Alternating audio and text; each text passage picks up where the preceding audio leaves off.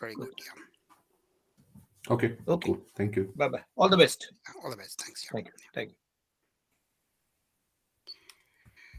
So, good afternoon, everybody. As usual, we will start.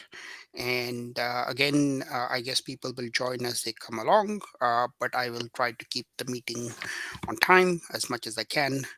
And this way we will stick to time. As usual, again, we have about 2 hours of presentation and 1 hour of coding, and we will take a break in the middle. As usual, I haven't fully decided when, but maybe about an hour out, we will take a 10-minute break, and that we will keep the flow going in that regard. So we are, I think, halfway through of the thing now, which is about fourth week, I think, with this particular thing. So we have got about 3 or 4 more sessions to go. And I think the key idea here is that we started off slowly with regression, and we also looked at the code for the other things such as the sort of NumPy, pandas, matplotlib, etc. And now we are going to move ahead to classification today, which will be presented by Aisha. And then we have the two multi-layer two deep learning algorithms, which is the multi-layer perceptron and then the convolution neural network. That means we will cover all the main use cases for machine learning and deep learning, and they are essentially classification, regression, multi-layer perceptron, and CNN. And that more or less covers you the majority of what you need to learn in this case. So what we are going to do now is I shared with you the code from there already, and I will now also share with you my slides. Sorry, not the code, the slides. I shared with you the slides which I'm going to be using today, and I'm going to share these slides again today now. Okay, good. So now we are here, yes, and I will start from the beginning, yes. So you can Ajit, see my slide, your yes. voice seems to be coming from far. Are you Ah, on? 1 minute, let me just check. I don't know why, maybe change. Is it better now? Yeah, it is better, but Uh, just this is the difference from last week, so that's what I'm just sharing. uh, yeah, so interesting. Sometimes these things happen. Uh, is it better now? Yeah, a little better. Is it Yeah, better now? yeah, yeah. Yeah, okay, Yes. yeah, good, okay. So I've kept it as much as loud as I can. If it's too loud, then I think we can reduce that. Let me know. Is that okay now? Yes. It's fine. Yep. Yep. Okay. Good. Thank you. Yeah, good. Okay. So let's start off with deep learning algorithms. As usual, we will revise a little bit of what we did last time, and then we will extend it a little bit more. In fact, quite a bit more with that. So remember that we started off with what to recap, that what we are always talking about is stochastic problems. Yes. So when I say stochastic, I mean that there is no particular exact deterministic way of solving the problem, and that you always have something which has got an element of randomness within that. And these are also data driven problems, meaning that it's no static formula to these things. And I always like to compare it with the sort of example of temperature to Celsius conversion, which is always one formula all the time, and this is not the case with machine learning. So first of all, that the problem statement is data driven, and the second thing is the problem statement is stochastic, meaning that it is involving elements of randomness. And that leaves us to sort of finding an underlying pattern behind a certain phenomena. So whenever you have something, you don't actually have the exact result. You have some approximation, and then you need to do something within that. Now, it's a control loop problem, as I said to you last time. So that you have a signal problem, you have a signal, you have an output, and you have noise and control factors. So this is the way any engineering dynamic control system is managed. So you always have to find out what the signal is, and you have some control factors, which are the knobs or the dials which you move, and then you have the noise, and that is what makes the process stochastic. And the control factors are what we call as hyperparameters. So this is the general idea what we are trying to do here when we do this. So what we're trying to do is that we're trying to say that just like in a control system, you have a signal and you're trying to find out the signal within that, and in the presence of noise, and you have certain levers like which are the control factors which you can change. And the end goal again is to find a function, a hidden function, which maps your input domain to your output domain. And the hidden function may be as complicated as a generative adversarial network. It may be as complicated simple as the linear regression, but whatever it is, it's some hidden function. It is a hierarchical function, and you don't know the nature of this function. And typically, as I said to you, that the function is complex. On the left hand side is the straightforward function, which is the equation of a straight line. The right hand side is the function which does not have a very clear equation, but nevertheless it can be used by modeled by a deep learning neural network, even if the function is a black box, meaning that it's not easy to know the exact equation behind it, but the neural network can still find out what this function is, given enough depth, given enough data, given enough computation, that type of stuff. Yes, so this is what the end goal of what we are trying to achieve here is, that we're trying to find out what this network is, what this function is behind that. So this is so far so good. Yeah, again, I'm revising something I did last time purposely because I want to keep on emphasizing certain things. Like I said, the goal is to go much deeper into a smaller set of things, and those small set of things are exactly four problems which cover about 90% of all machine learning and deep learning applications, and they include, like I said, classification, regression, MLP, and CNN. So this is our goal, and we are about halfway through it, if you consider today the fourth day of the session with that. So now let's look at the brain. And I started off talking to you about the brain. I said that the brain looks like this. And when we say a neural network, we're trying to mimic the behavior of the brain. The neural network looks like this. So obviously it does not look like a brain, but it is kind of modeled. And the reason why is like this is because it's computationally feasible, meaning that if you try to model a neural network like this, is really how the brain works, which every neuron is connected to every other neuron. It is not computationally feasible, meaning that you cannot build an artificial network which can do all that processing and yet give you an output. So what do? You try to build something like this, which is a gross simplification, because all the neurons are in layers, and the neurons have a certain connection signal. So they have sort of every neuron is connected to every neuron in the previous layer. So this is the classic multi-layer perceptron architecture and the basic architecture for a deep learning neural network. Yeah. And the neural networks work in the same way as you have input layers, hidden layers, and output layers. And the hidden layers are where the magic happens, and the hidden layers are where you tune the parameters, and the parameters are what you learn from the data. And in the case of a neural network, the parameters are your weights and your biases. In the case of your um, straightforward equation of a straight line, the parameters are a and b in this case, which is the slope and the intercept. The very similar idea in the neural network, that every neuron has weights and biases, and the objective of training of the neural network is to be able to find out what those weights and the biases are. And the way you do that is by showing it lots of examples of something. Yes, and those examples are cats or dogs or whatever it is, such that it is trained so that it is able to determine what that object is.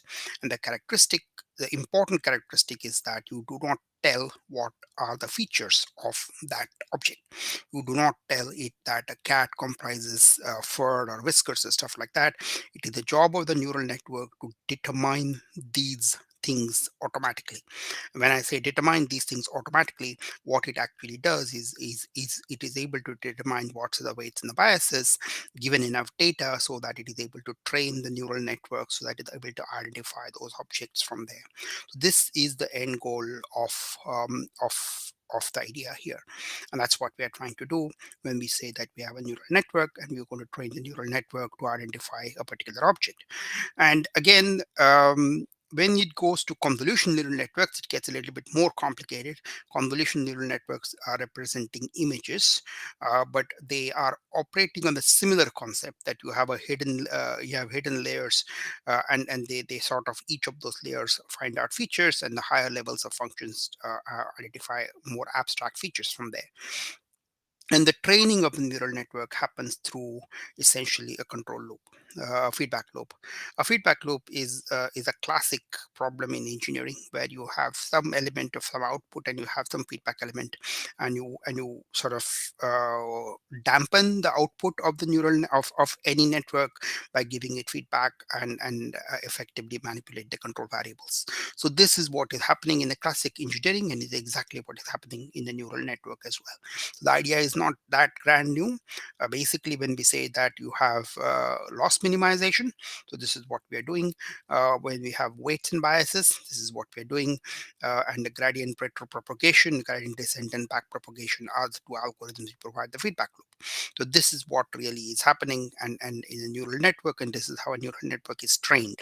Now, this is something we are going to cover subsequently, not now, but I'm sort of telling you how those things are working, so that we are able to understand these things. And in parallel, we're also working with the code.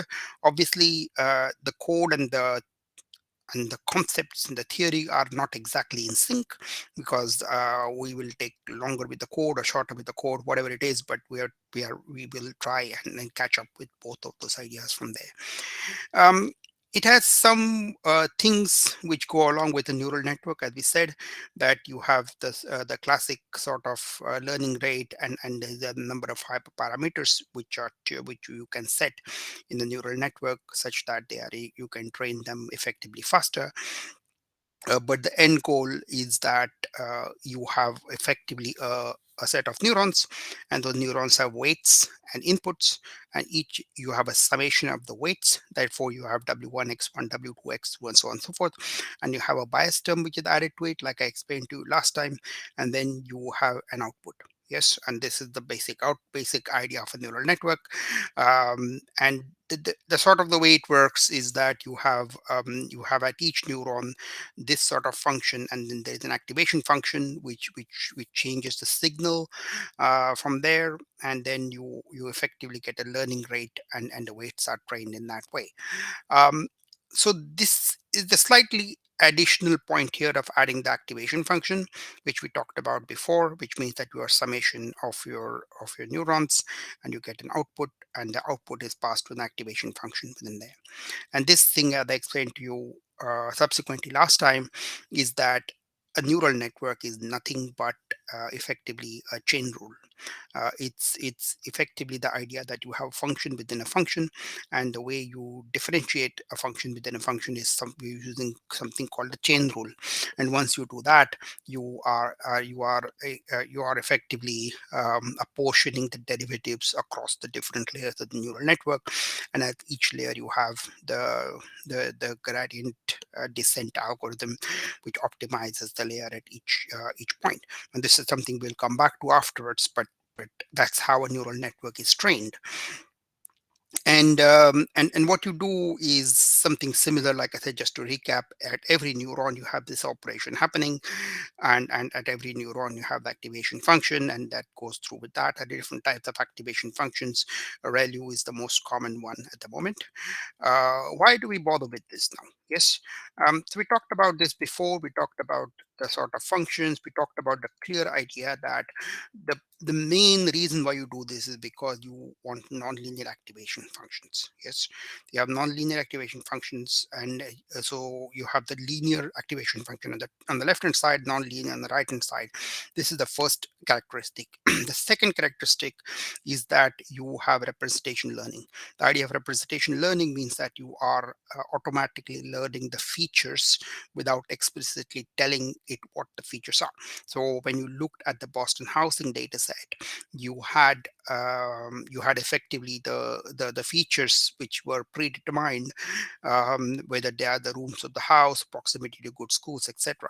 But in many cases, it isn't possible to identify those features, and those features may be hierarchical anyway. So to do that, what you then do is use a neural network which has has that characteristic that it finds that nonlinear classifications, and also it finds out effectively representation from itself.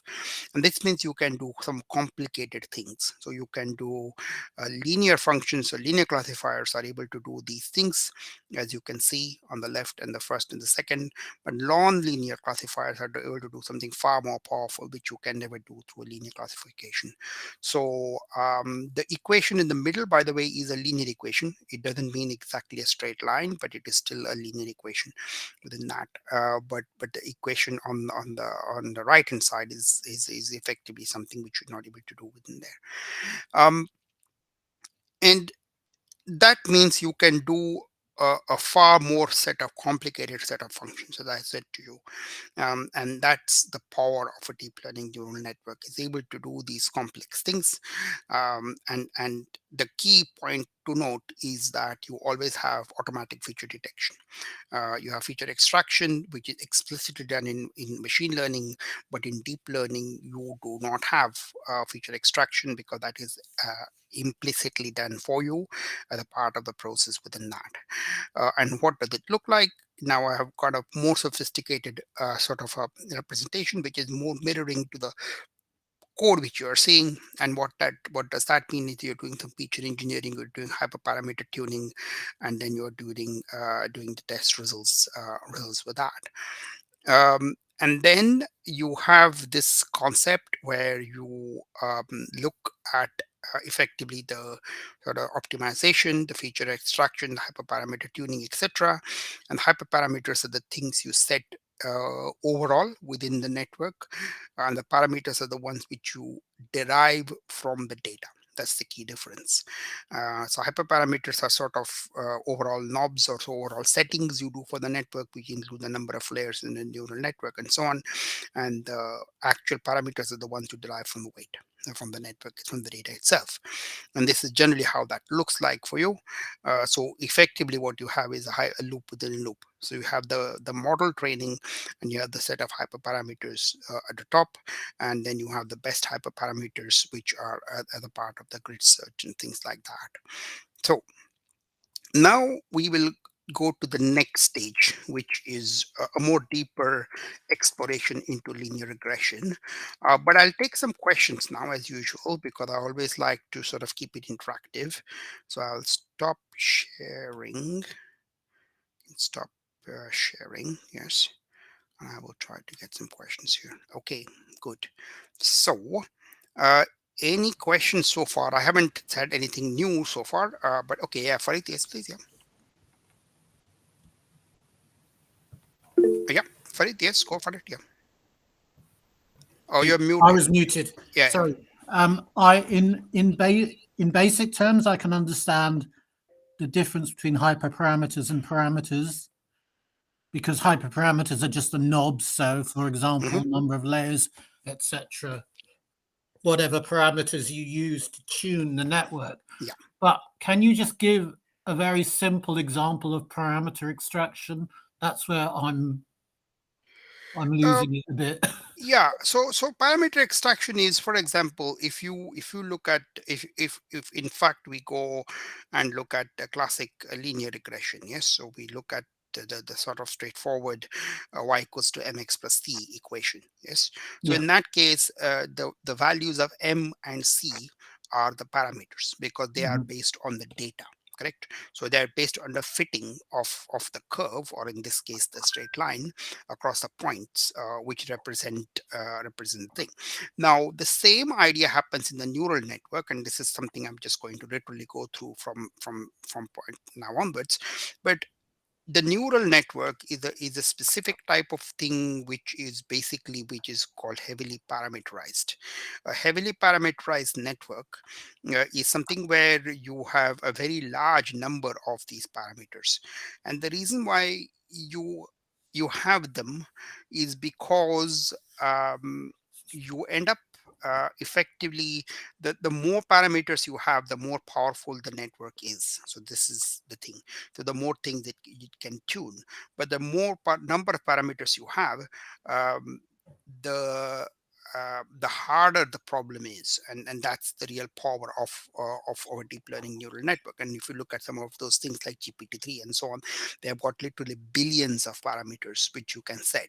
And in this case, all they are the weights and the biases at individual neurons in the neural network. So that's what it is. But the way you derive them is equivalent of way you do that when you fit a neural, when you fit the model. And again, that's something we will come through going forward, but it is just a conceptually that's what's happening. Is that okay? But if you take your example for linear regression and you Yeah, take a straight line, yeah, you know you're looking for the slope and the y-intercept. You just don't know what they are. correct. So That's right. is it the case that you know what parameters you are looking for, even in the most complex models, but you just don't know what they are, what their numeric values are, and what Correct. weighting should be assigned to Correct. them? That's right. That's right. So If you it's not a case that you magically extract these parameters no out. no no no no no no no, you Okay, fine. definitely know what those parameters are, but you don't know the values of them exactly as you said. That's clear. Correct. Okay, Thank thank you you. very Thank much. you. Yes. So Sonal, yes, and then we have Freya. Yeah. So my question is like when we do the first part of the neural network, it's more like an equation for a line, right? With weights, so W1x1, W2x2, Uh-huh. and then maybe bias. Hmm. And then we send it to the activation function, which makes the output a non-linear function, Yes. Yes. right? Yes. So, why has nobody explored with making even the first part as a non-linear, like a quadratic or a cubic or a higher power equation? Like, why do we stay with that as a linear? What's the reason for that? So it's not a linear thing. I mean, it's just a summation. So I wouldn't call it linear. All it is a summation, is a weighted sum of the inputs. The second part, like you rightly said, is making it non-linear, because yeah. But the first part is just a summation. So it's not a quadratic or anything like that. It is just a literal summation of that. But has there been any research, like any experimentation with changing that weighted sum into something more of a weighted sum, but with a higher power of the input? So at the moment you can do that, even with the current structure. So the weighted sum, uh, sorry, not the higher power of the input, higher value. Yes, so no, not that I know of. Put it this way. So there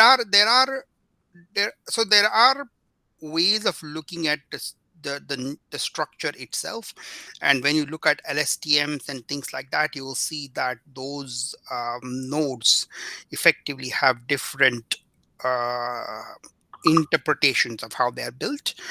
So yes, there is some effort in that direction, but not as far as I know to make it quadratic or anything like that.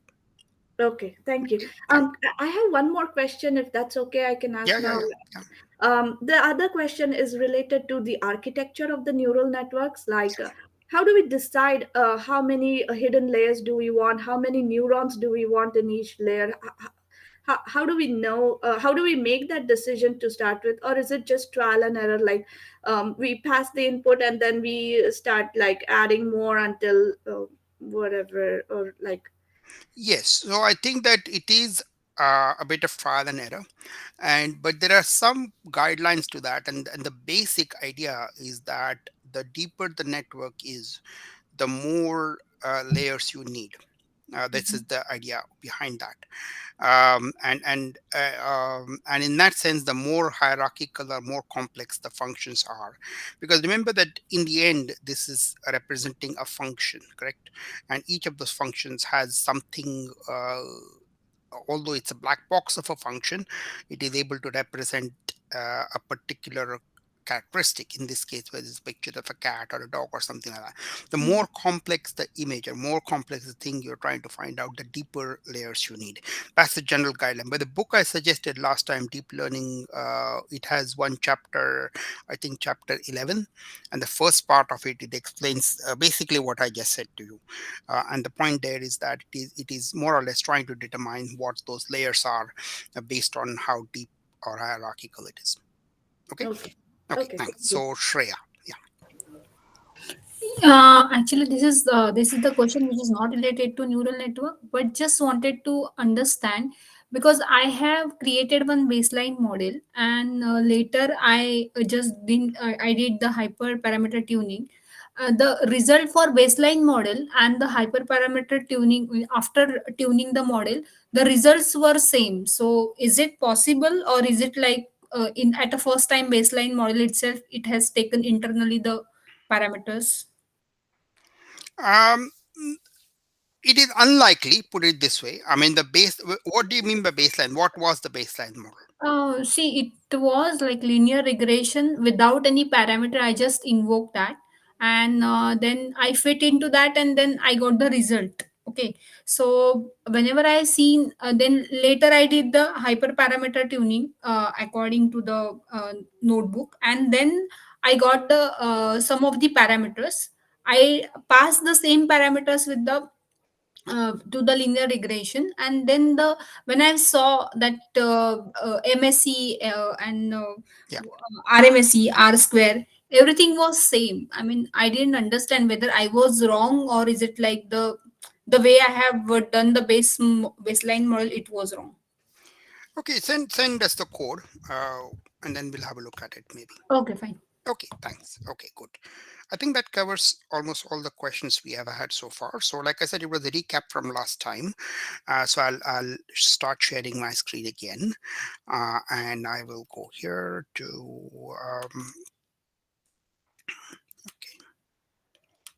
So now we start again a little bit of a recap from last time, but now we are going to start something new here. And what is we talked about what is learning. Learning is effectively mapping. We talk about linear regression, which is straightforward linear regression, simplest form, y equals to mx plus c within that, and this is how it looks like. So far so good. So far it hasn't been it's used for self forecasting and stuff like that, and this can be represented in this way. Now this is something called ordinary linear regression, which is simplest form of linear regression. Yes.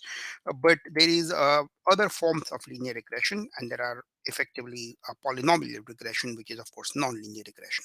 So the first one is called multiple linear regression.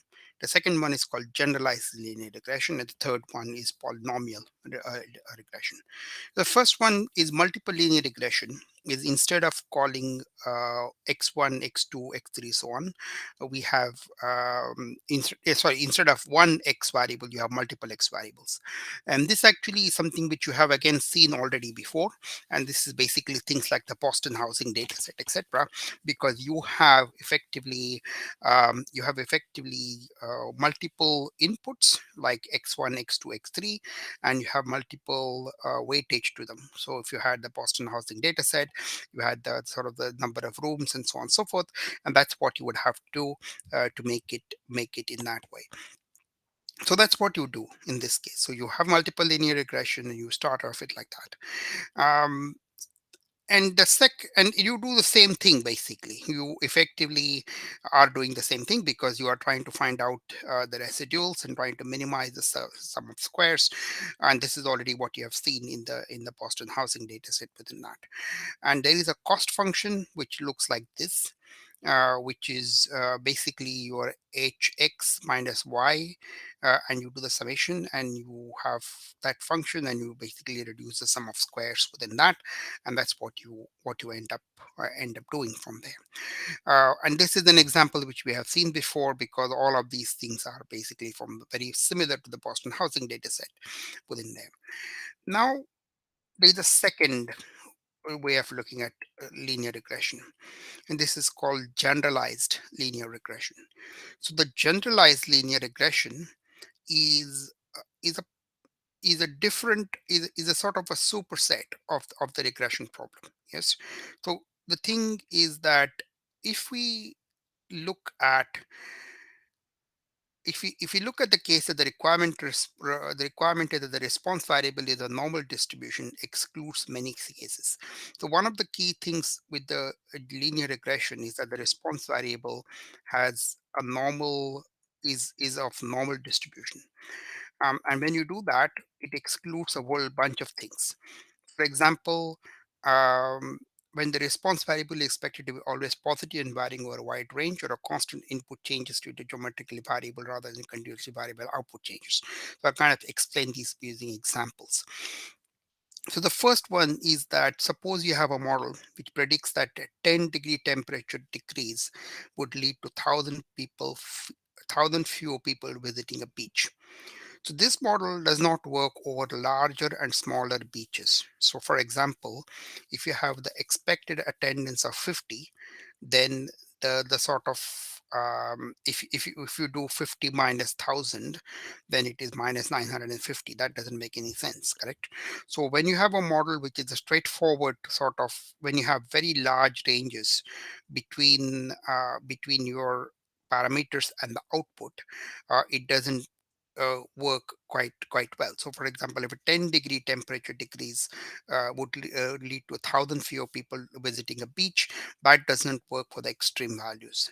The second one, it would also not work if it was bounded on each side. So for example, if you had a model which says that a 10-degree change in the temperature makes a person twice as likely to go to the beach, then if the temperature does increase by 20 degrees, then you can't basically double the probability of people coming to the beach, because if you say twice as likely, then it becomes sort of twice of likely, which doesn't make any sense. So what you then have to do is you have to look for something called a generalized linear model. And the generalized linear model is a case where you allow the response variable to have an arbitrary distribution other than the normal distribution, as using an arbitrary function to the response variable, the link function, to vary linearly with the predicted value, rather than assuming the response itself must vary linearly. So this requires some little bit of explanation with it. So in the GLM, each outcome variable y of the dependent variable assumed to be generated from the exponential family of distributions, which means there are certain things like nominal, gamma, and so on and so forth. And what you do is you have a link function such that when you transform your variables using the link function, you are able to get a relationship between your variables when they are transformed using that. Now, this is something we can explain using code, but I just want you to sort of explain, just take this concept within that. So you have your input variables, and those variables are effectively transformed using some using some function, so that the output of those variables has a linear relationship with the y variable. So this is the meaning of the GLM. But again, I'm just explaining this to you in concept, and I will come back to you in more detail in this case. So what we are saying here is that instead of x and y having a linear relationship, what we are saying that you have a function of x which has a linear relationship with y. And once you do that, then effectively you are able to cater for all these cases where the sort of the relationship may be not linear within that.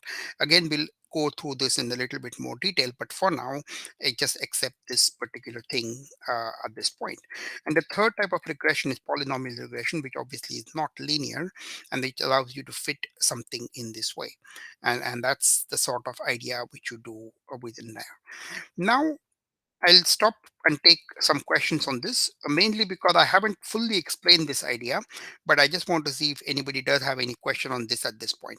And all I'm trying to tell you is that linear regression and what I'm trying to tell you is that instead, so what I'm trying to do with GLM, generalized linear regression, is a superset of the traditional linear regression, such that there is a transforming or a link function which transforms your x variables such that the transformed variables have a linear relationship as opposed to the x variables. Now, why would you want to do that? Why not just fit in polynomial regression instead? Why not drop the linear regression idea?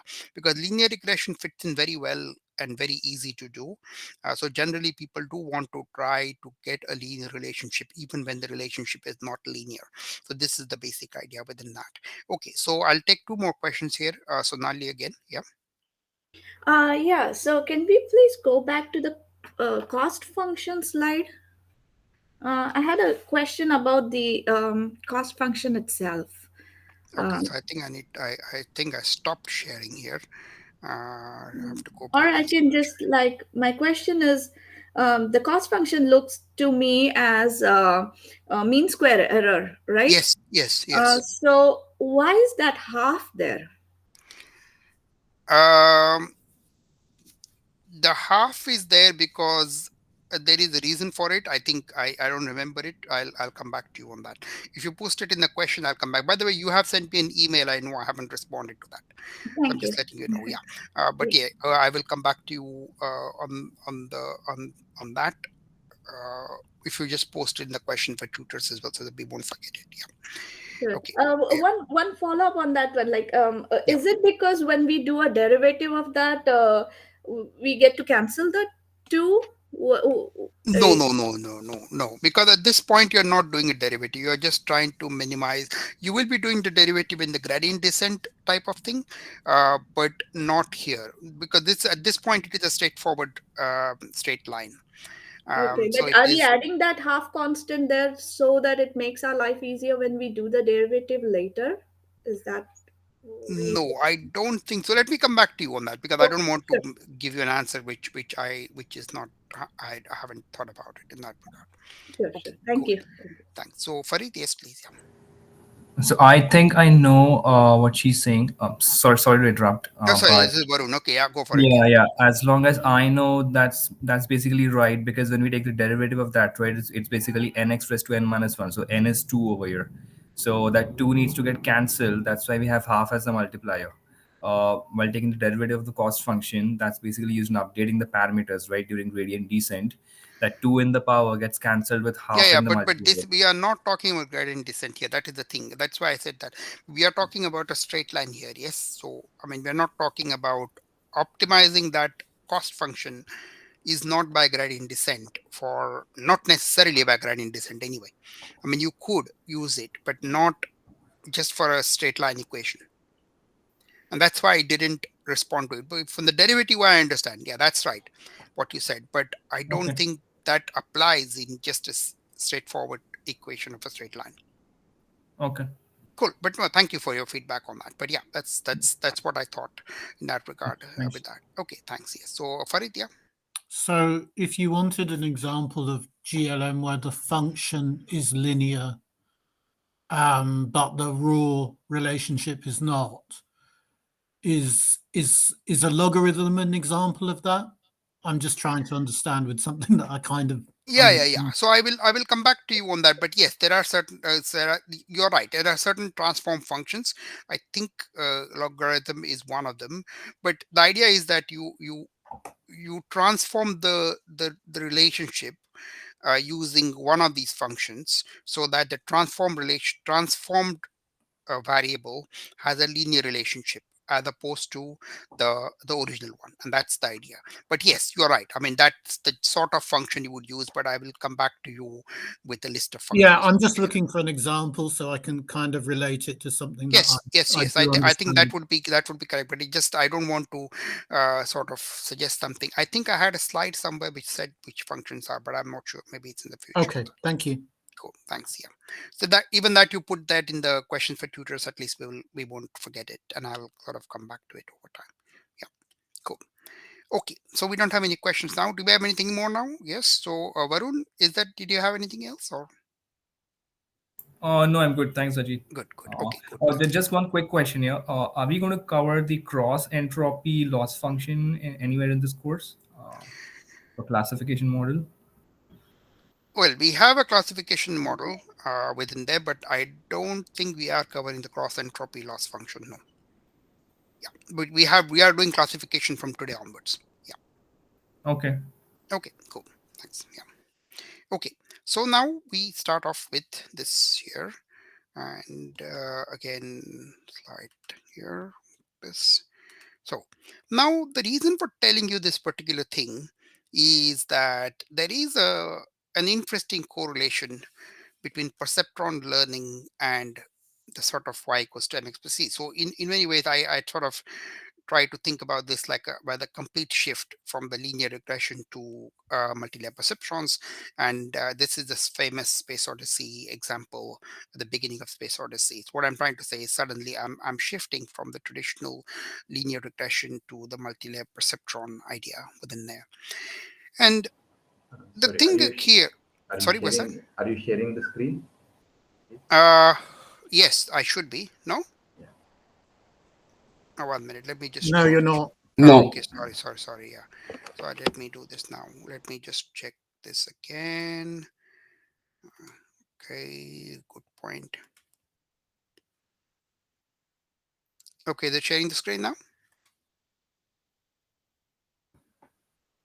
You can see it. Yes, it's loaded. Okay. Okay. So now I suddenly shift onto this thing. This is the famous Space Odyssey scene where it suddenly shifts from the bone, the prehistoric animals to the sort of the spaceship within there. So the point about this is that I'm suddenly making a very dramatic shift from the sort of the traditional linear regression to perceptrons and multi-layer perceptrons. And the reason for showing that is because we are looking at perceptron as an algorithm. So when I said to you that perceptron is a simple neuron, an artificial neuron, and it has simple weights as m1, x1, and so on and so forth. Uh, what I didn't say is that it can also be used as a very basic classifier, a binary classifier. And in fact, that's how the whole neural network started. So the neural network started historically using something called a Mark I perceptron in the 1950s, basically in 1957. And the idea of this perceptron was actually designed using hardware, using photocells. And there, the idea was that you had a machine for image recognition, and you had these neurons as 400 photocells, and they were randomly connected neurons, and the weights were encoded in potentiometers, and the weight updates were performed by the electric motors. The point here is that the that really the perceptron was implemented using physical things such as photocells and potentiometers and electric motors. And this was something in the 1950s, late 1950s, 1957 precisely, at Cornell. And this was the start of a neural network. And even then, they were trying to use that as a perceptron, as a classifier. But there was a huge sort of optimism in that thing. And there was a 1958 press release which in New York Times was reported as the embryo of an electronic computer that the Navy expects will be able to walk, talk, see, write, reproduce itself, and be conscious of its existence. So the point here is that just because that little perceptron was created, people got very, very carried away thinking that they are going to see this artificial neurons and artificial robots doing something such as walk, talk, see in 1957 and reproduce as well, and be conscious of their own existence. So this is almost thinking like the Terminator type thing. And the reason for telling you this particular thing is all what had been done was this. Yes, so I've skipped a few slides here. This is actually from Wikipedia. But the point is that that perceptron, which was uh, nothing but an artificial neuron, which is the one which we've been talking about for a long time, is that, yes, with the weights, of course. So something like this, yes, this is the perceptron. And all it was doing was that it basically summed up your x1 w1 x2 w2 and had an activation function and an output. And people got very carried away with this, thinking that this was effectively trying to model the human brain because it was one neuron as in the human brain, and collection of the neurons are going to do some crazy stuff. But all it was a classifier, and the point is it does work as a classifier. um, but there is one critical difference within there. And the difference was that they had used a linear activation function. A linear activation function um, is very limited because a linear activation function effectively amplifies the signal. So when I have something like this, which is a linear activation function does not change the input signal. And once you do not change the input signal, but just have a linear activation function, the linear activation function is simply an amplifier. It is not a new signal. And because it was not a new signal, this was the real reason why the early stages of artificial intelligence failed quite dramatically.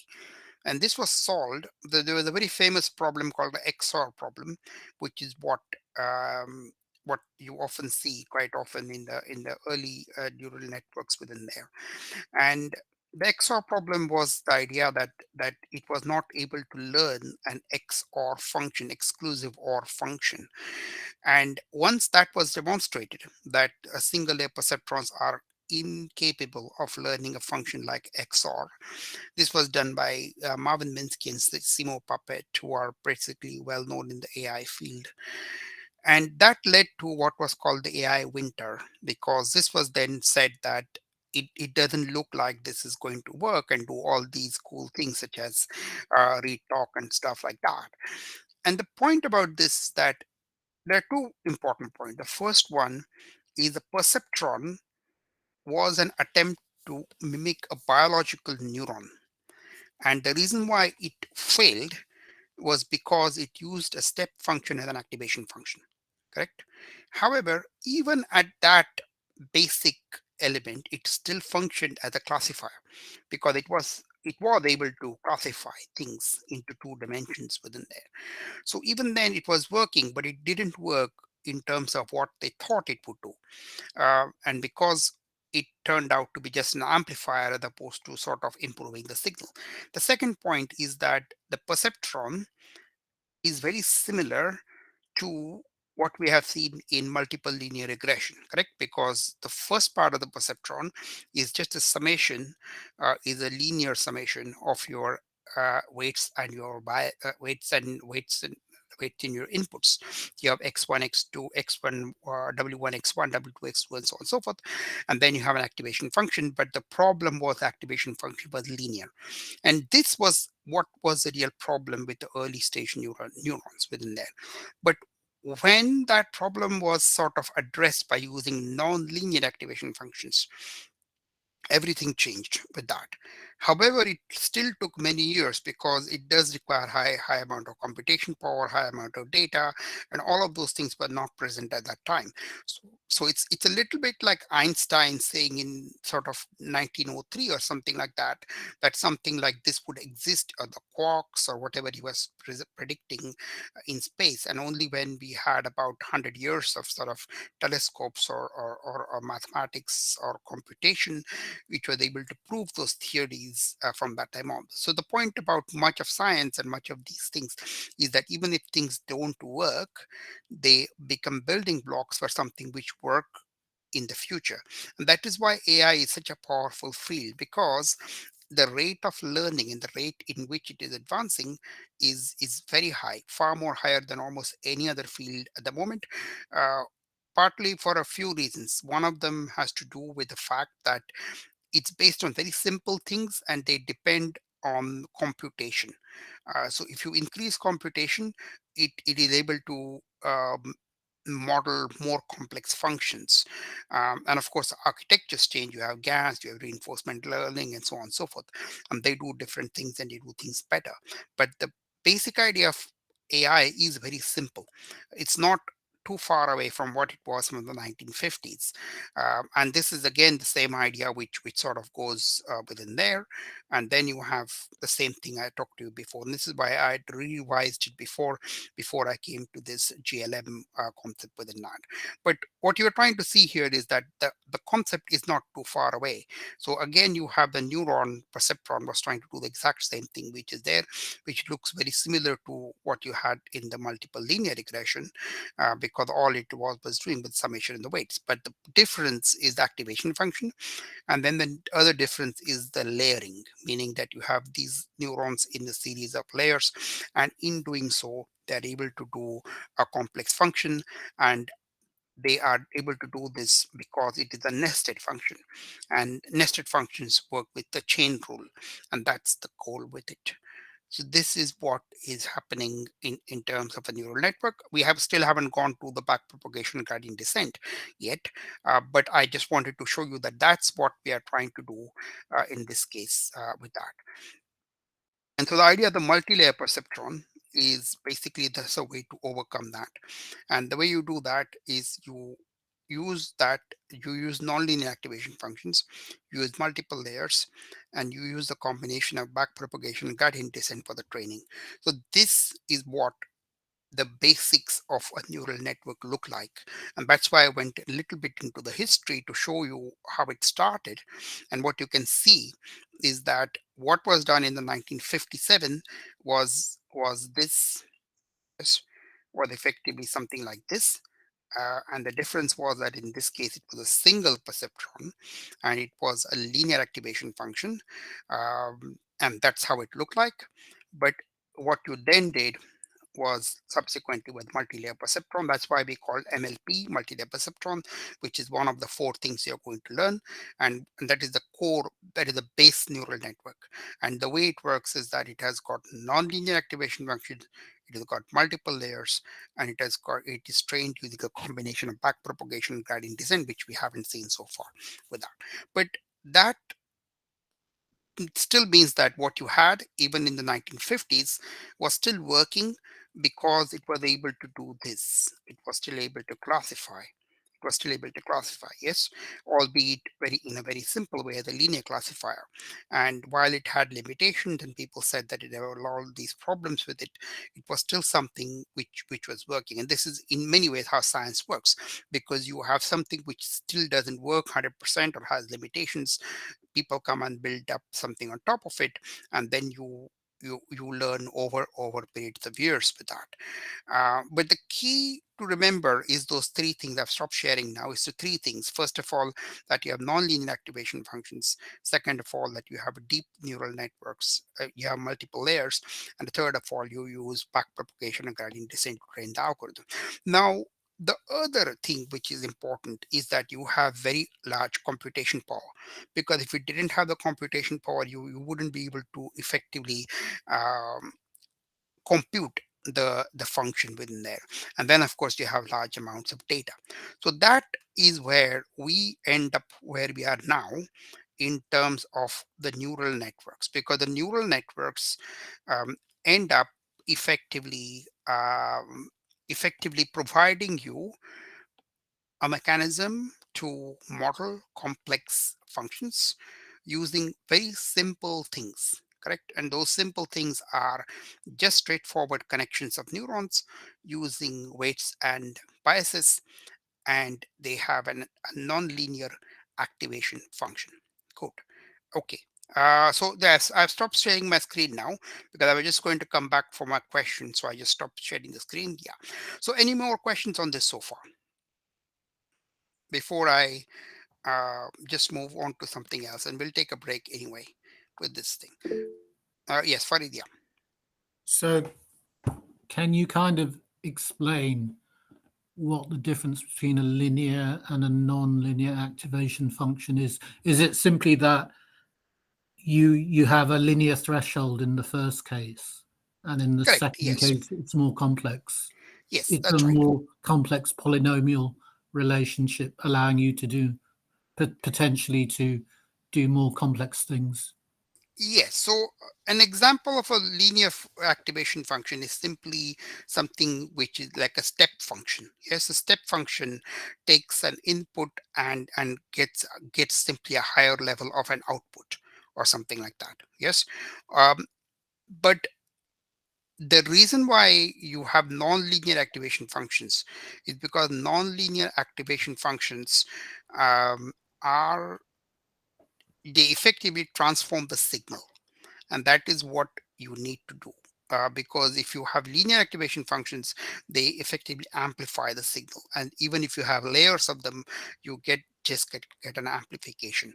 So again, if you post this into linear versus nonlinear activation functions in the question for tutors, I will try to post some examples with that as well. Okay, thanks. Cool. Yeah, but don't forget to pose it, because then at least I can keep track of all these questions as we go along with it. Cool. Okay. So any more questions on this so far? Okay. So let me just go back and see whether we can have a break now or we can have a break a bit later on. Let me just see what else is here.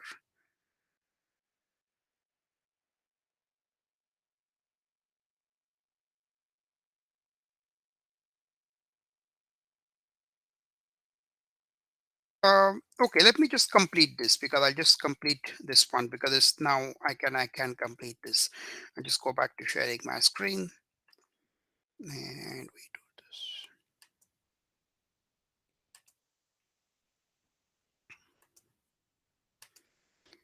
So just to wrap up this subject before in the next 5 minutes before we take a break.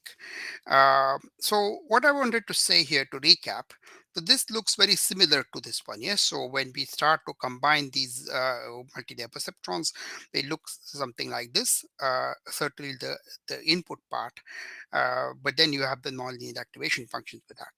And so this is what you end up with, multi-layer perceptron. That's what happens. Then you have something like this, which then is able to do the automatic feature detection, and that's what you do. Still, we haven't talked about backpropagation and gradient descent, and that's still okay, because all I'm talking about is the forward pass. I'm talking about how this thing works, but not how it is trained. Yes, so far so good with that. But the point is that there are three key characteristics of MLP. The first one is nonlinear activation function, having multiple layers, and then you have a combination of backpropagation and gradient descent to use the training for that. So now we come to, just to clarify one important point, a deep learning model is highly parameterized. And highly parameterized means that in the case of linear equation like y equals to mx plus c, you have only two parameters, m and c. But in case of a neural network, you have a very large number of parameters to be derived from the model.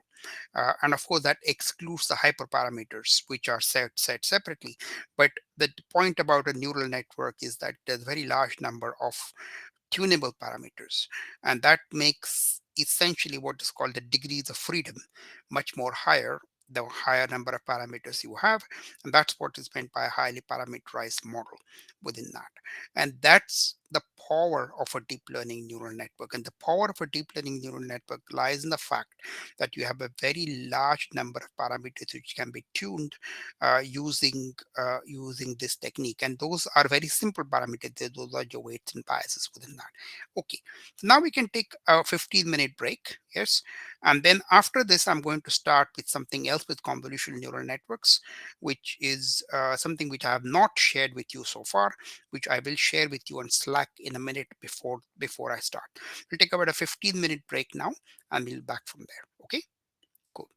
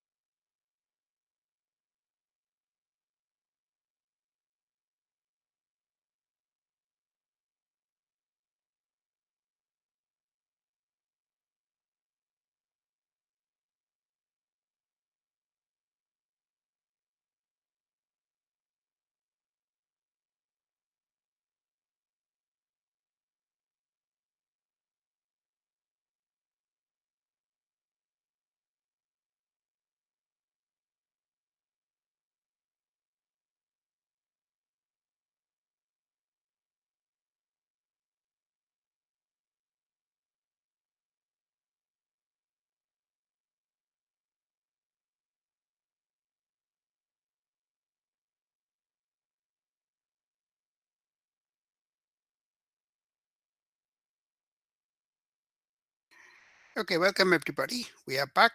As I said, just give another couple of minutes because I did say 15 minutes, so I guess give you another 2 or 3 minutes more for people to just come back and then we start. Yeah.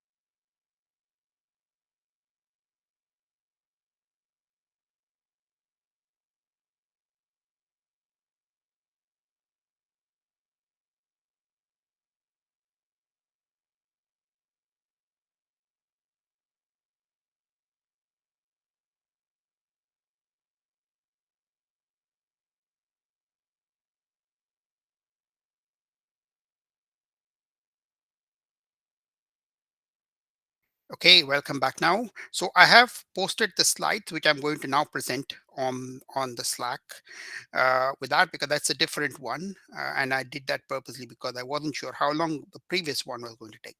So now that we have done this, I'm going to share something else with you. And this time we're going to start convolution neural networks. Convolution neural networks are effectively a part of deep learning, which has to do with image-based data, and we are going to sort of cover that. That's quite a complex subject. I don't know how much of it we will be able to cover today, or again, as what I do as usual, is I might basically cover it today and then come back with it. Sorry, what have I done? I'm trying to share my screen here. That's not what I wanted to do. I want to go to window. Okay, good. So presumably you can see my screen now. Yes. So now we are going to do something called convolution neural networks. And these are effectively, yeah. So the way this works is that these are two variations of the core MLP, multi-layer perceptrons. And the first one is convolution neural network. This is relating to images. And the second one is LSTMs, which is relating to sequences.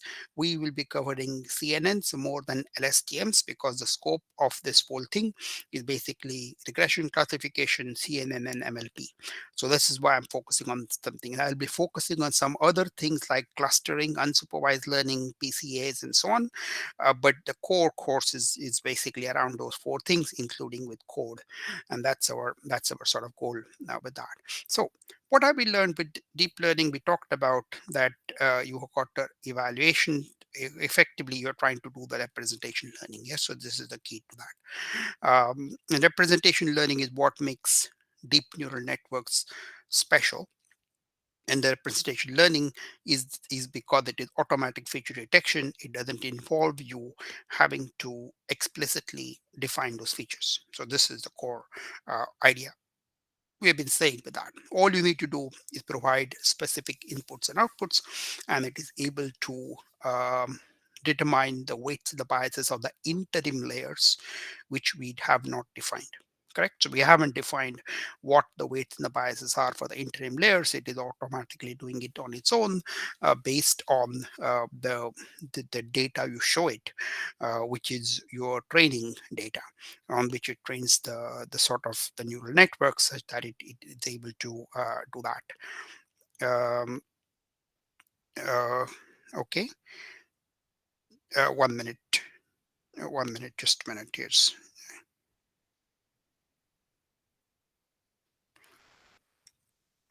okay.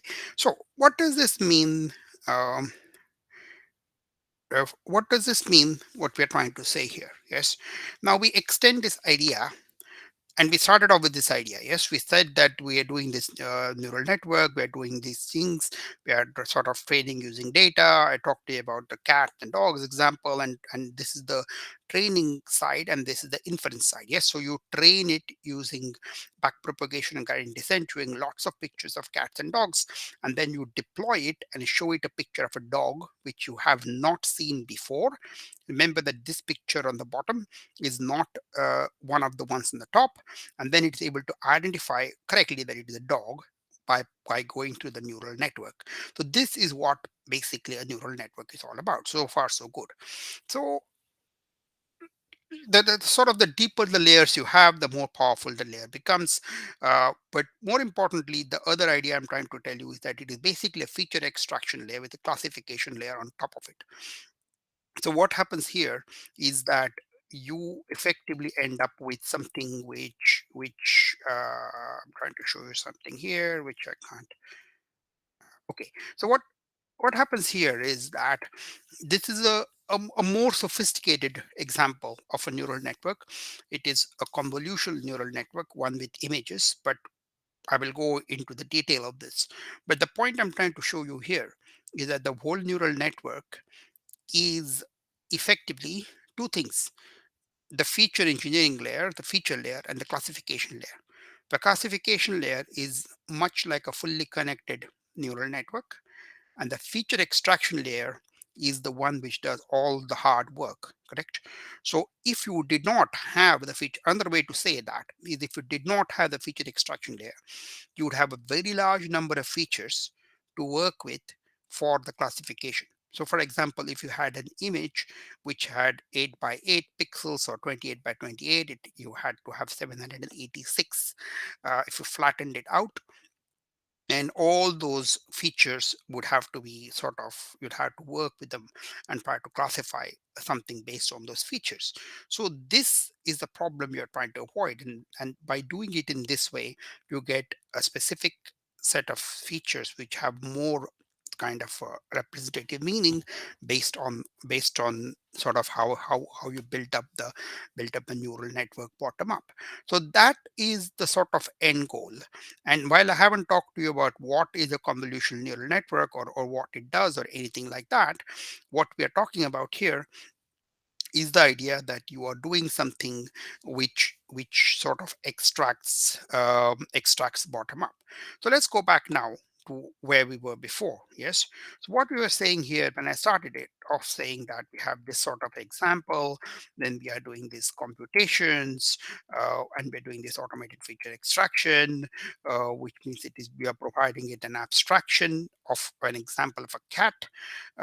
So we're trying to say that we are trying to create a super concept um, of a category. Yes, so we are trying to say that a super concept, which is a concept of a cat, is not known to the neural network, but by finding out the features which make up a cat, we're trying to abstract the concept of a cat. So far so good. And the way it does that is, we started off talking about these neural networks, and these neural networks work on series of layers and so on, and we started off with this sort of motivating example, which we sort of are considering continuing to do with that. And we said that you do not do explicit feature extraction within, as you do in the traditional machine learning, and so on. And then why do you do that? You get non-linear classifiers, you get deep neural networks, and so on and so forth. Now we are going to do something different. Again, we I think I might give you another break before Aisha starts.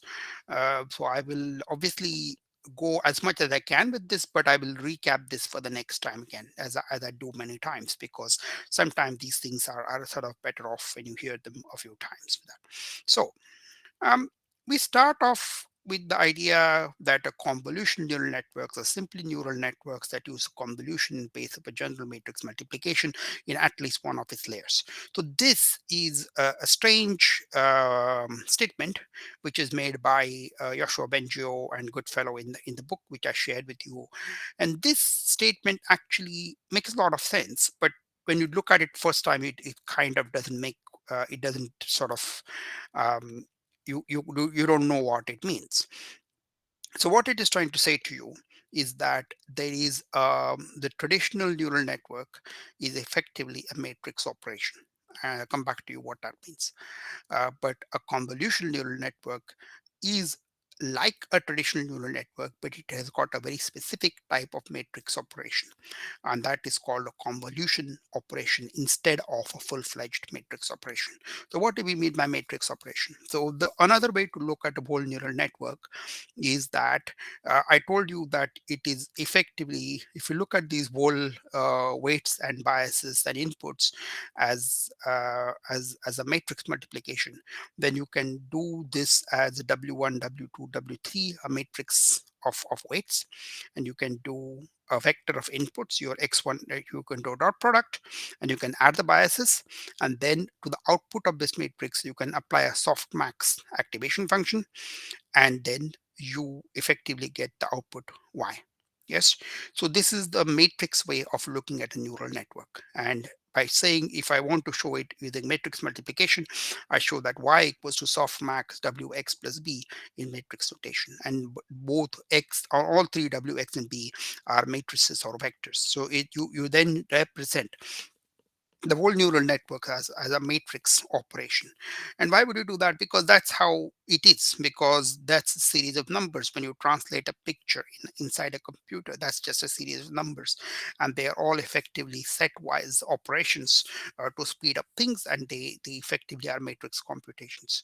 So that's really how it works also, that all of these things, whether they are images or sound or audio or video, they effectively get transformed into some sort of a matrix multiplication within the computer, and that's what you end up working with. So far so good. Yes, so I mean I'm still sort of moved a little bit from there, and this is the same idea for dot product which you had in school, correct? So this is um, because you have a dot product, and you effectively multiply this, and then you get an output from there. So this is the same idea which you learned in high school from there.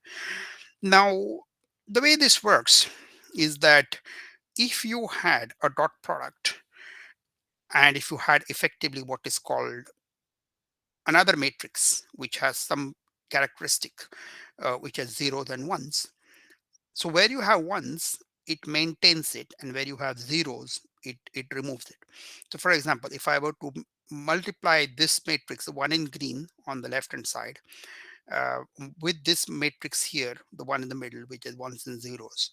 And if I do this dot product calculation here, I get the number 42.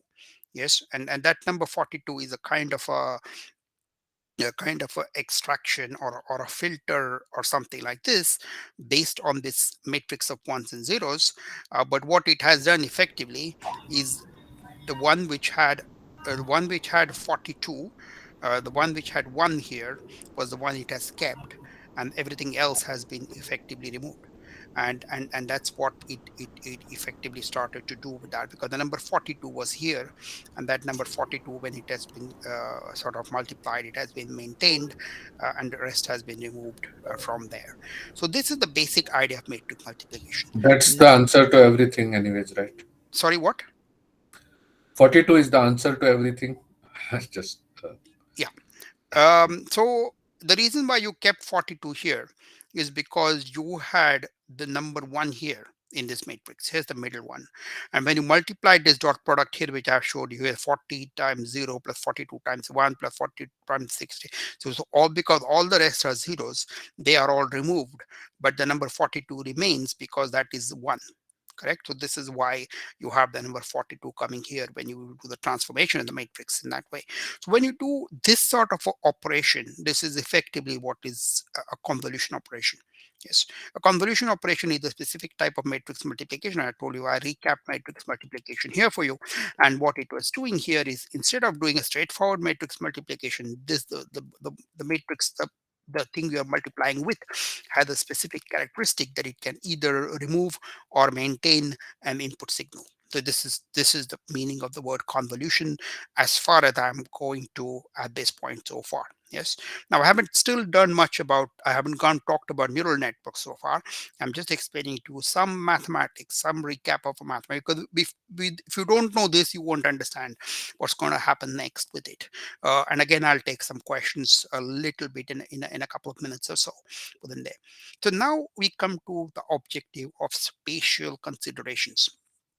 SPATIAL, spatial, meaning that it is to do with space, not SPECIAL, but SPATIAL, spatial. The problem with multi-layer perceptrons is multi-layer perceptrons makes no consideration for spatial features. Spatial meaning proximity. Something which is nearby, something which is in the vicinity matters. And the reason why that matters is because things which are in the vicinity are likely to be similar.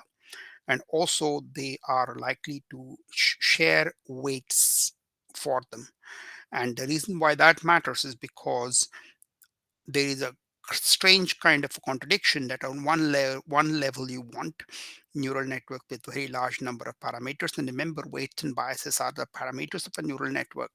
But on the other hand, you want to have techniques so that you can optimize the calculation of those weights and biases, because the more of those you have, the harder it is for you to actually compute the neural network, or actually build the neural network in that way. So on one hand, you want a large number of weights and biases, you want a large number of parameters. But on the other hand, you want ways or techniques to sort of reduce those values, or reduce those parameters from there within that.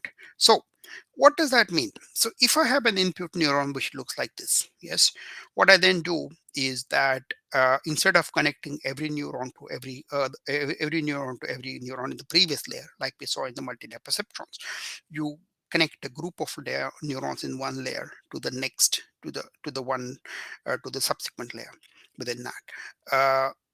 And the way you do that is what I'm showing you, what you are seeing on the screen now. The way you do that is you do it exactly like this. Yes, so this is the same thing which is happening there, but instead of having so if you look at the thing in the green, I've considered that one snapshot, and I have applied some kind of a filter to it, and I have transformed it to another value.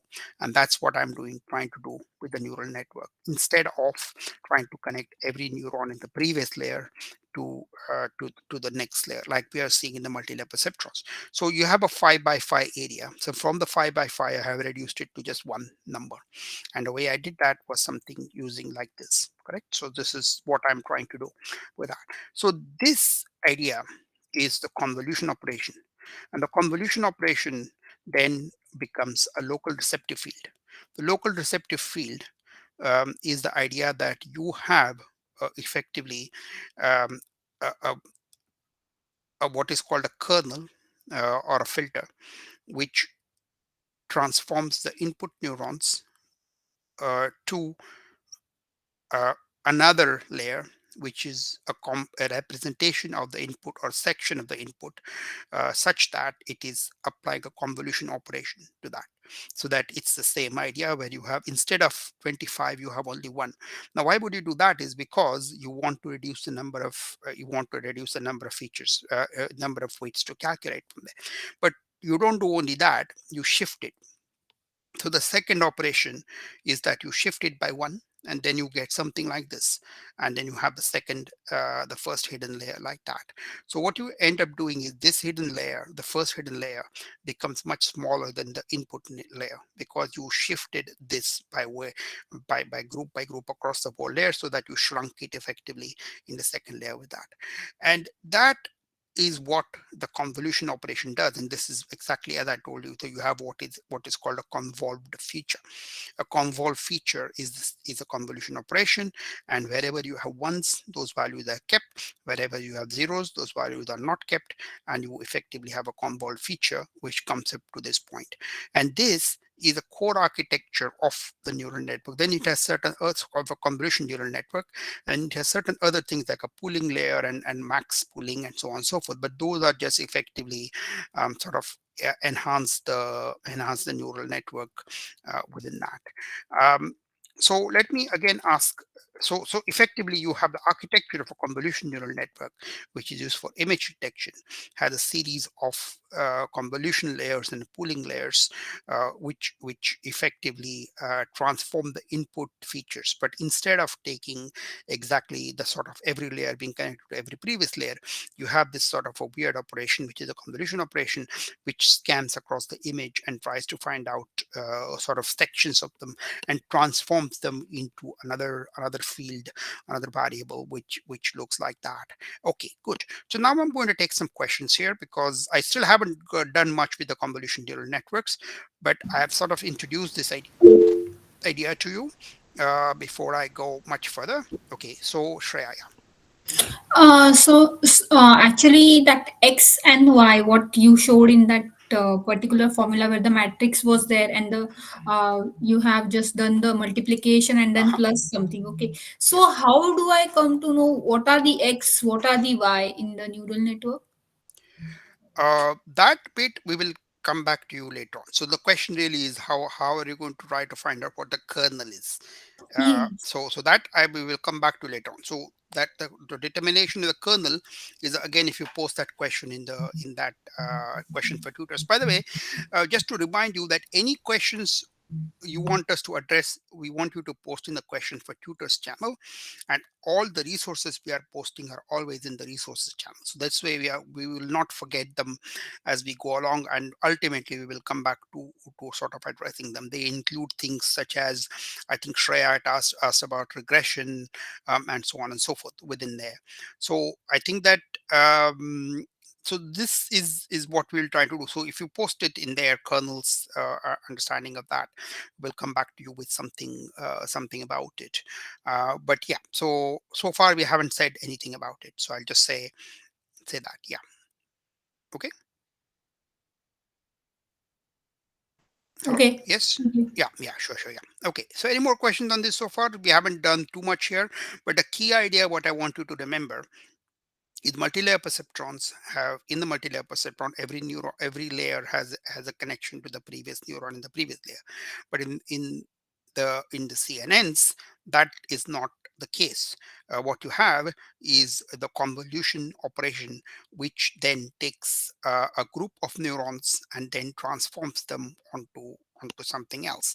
And why would you do that? The reason you would do that is because you want to effectively reduce the number of weights you are trying to calculate, because the more the number of weights, the greater the calculation. And in the case of images, you have a specific characteristic which has to do with proximity, and I'll talk to you about that in a minute, what I mean. So yes, so Farid, yeah. So is the convolutional function always just a dot product, or can there be different ones? The convolution product is like a dot function, but it has the characteristic that it is smaller, so it is a kernel, and also it effectively nullifies other things and keeps certain things. And I'll explain to you why that means as we go forward with it. But Yeah. but it's essentially always a matrix multiply, isn't it? Yes, With, it is. with It a is. It is. filter It is. It is. that reduces the number of inputs, Correct. number of. That's right. It is a matrix multi. That's why when I had, if you let me share you my screen again now. So when I started off with a statement, I said that this statement wouldn't make much sense initially, which is from the Yoshua Bengio book, and the statement was, let me just, okay. So this, when I started off with this particular thing. Um,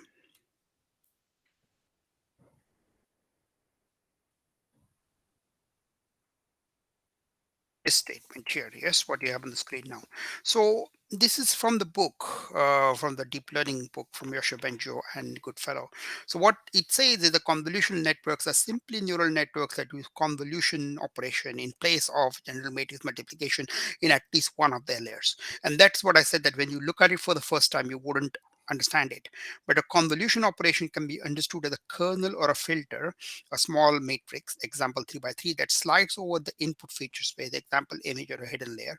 Here, one sliding step does the element-wise multiplication between the kernel, example 3 by 3, image patch, resulting in 3 by 3 output, which is summed to a single number. This is repeated by sliding over the image to obtain an output image. So this is what I was sort of, that's why I said to you that this statement will not make sense when you said before, but it is exactly what it is. It is a form of matrix multiplication with this particular characteristic. Does that make sense? Yeah, but when you say in place of general matrix multiplication, what exactly are you saying there? Because aren't you just performing matrix multiplication in a different form? Yes, but mathematically it is called a convolution operation. The convolution operation is effectively a filter, because the small matrix or the filter is smaller than the main one. So for example, this is general matrix multiplication. Uh, Sorry, I missed it some way. This is a straightforward general matrix multiplication where those matrices are of a specific length and so on. But this is not a convolution operation because you don't have a smaller one within that. That's the Okay. idea. Okay, it's Yeah. Okay, cool. understood. Yeah.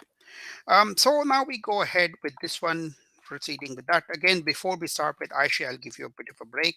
So we'll have a break in about 10 minutes or so. Yeah. So why does this matter again? So this kind of makes a little bit more intuitive sense when you start to look at it in real terms. So if you have an image like this, correct? So in all these images, there are certain things which are common. Yes. So ducks have bills, for example, or feathers, for example. And when you have a filter identifying a specific thing, for example, a beak, uh, or so on. So those are effectively things which help to transform with that. And what is important is, like I said, is to recap, in spatial information is lost in case of MLP, and then you have a matrix multiplication. But now I'll show you something else which makes a lot more sense. So, for example, if you had this yellow thing with a filter, yes. So imagine this yellow thing was like this. Yes, this thing you are seeing here, this clump of neurons which you're seeing here. Imagine this was yellow. Yes. Now keep sliding across here. Now, immediately you realize the benefits of this, because things which are in proximity actually are similar. So for example, when it slides here, it's likely to find clouds, likely to find clouds, likely to find clouds. When it comes here, it's likely to find a flower, and the same idea will go further. So whenever it comes here, it comes down here. Here, if you have a question mark, it's likely to be another flower as opposed to a cloud. Yeah, so things which are in proximity have the capacity to share weights, and that is what makes the convolutional neural network much more significant and much more powerful, because it's able to share weights across things in proximity. And that is the architecture of a convolutional neural network, which helps it to build like that. And this is what you start to see in a convolutional neural network from there. Yes. Now, how does that work actually is something like this. So if you have effectively you start to do convolutions, and then you do subsampling, and then you finally do a classification.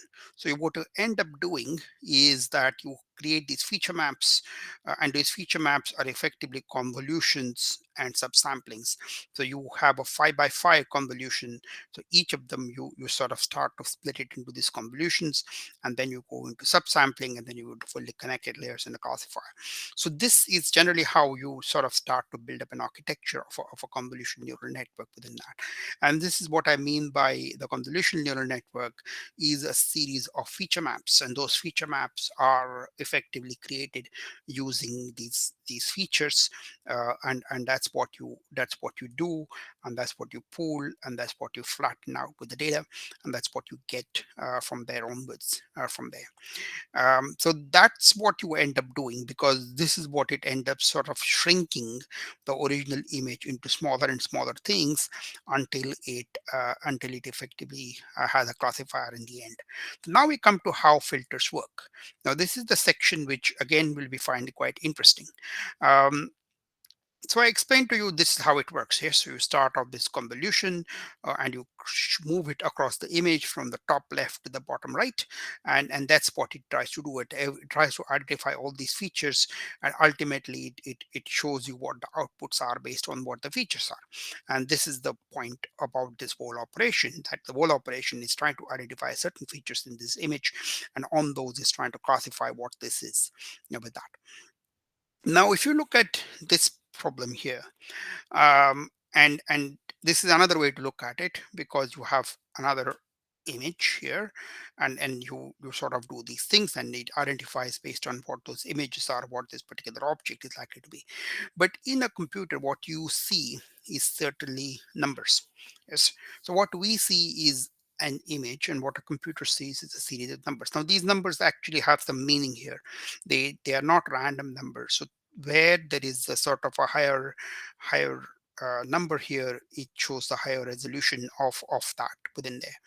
Now, if I were to define a filter in this way, and this filter has certain values here. So for example, you have 30, 30, 30 here in the middle, and these 30 and 30 on the right hand side there. So you have this curve like thing which represents zeros and 30s with that. 30 is the sort of the resolution within that. So in this case, this is a filter for curve detection. So if I were to slide this picture over the picture of a filter over the picture of a mouse. So when I come to this point here, so this is my filter, because the one on the right hand side shows you 30, 30, 30, 30, 0. This is the one we saw before.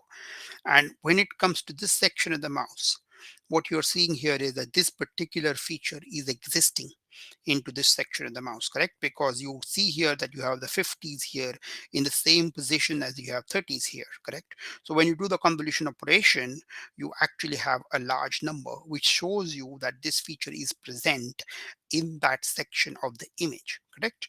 Now, if I move this here, and if I come now to this where the ears of the mouse are, what you see here is that this filter then plays on to this section here, and majority of them are zeros here, because this feature does not exist there, and therefore when you multiply it, it shows you that this does not exist in that section. So this is what you are trying to say when you mean by convolution operation. The convolution operation effectively acts as a filter, and it acts as a filter because the things which are there in that, what it represents, if it is there in that section of the image, it becomes a higher number. If it is not there in that section of the image, it becomes a lower number, and or a zero, which is what happened here. So in this case, you had it here, so it was multiplying and it was getting you a higher number.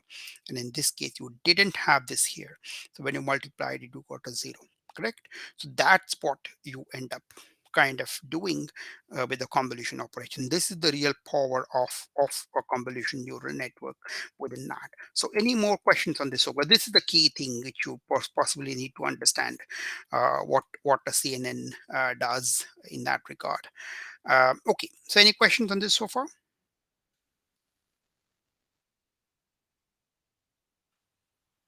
No? No, I think there was one question in the chat. I mean, Okay, sorry. how to determine like when to apply that How zero do the or model determine the filter? filter? Yeah. So this is the same question as which was asked before, is how to determine what the kernel is. So this one I will answer in the same way. So your question I will answer in the same way as I answered for Shreya's question, which is the same question, which is effectively how do you know what the kernel is with that. Okay. So Shreya, somebody had raised their hand. Yes.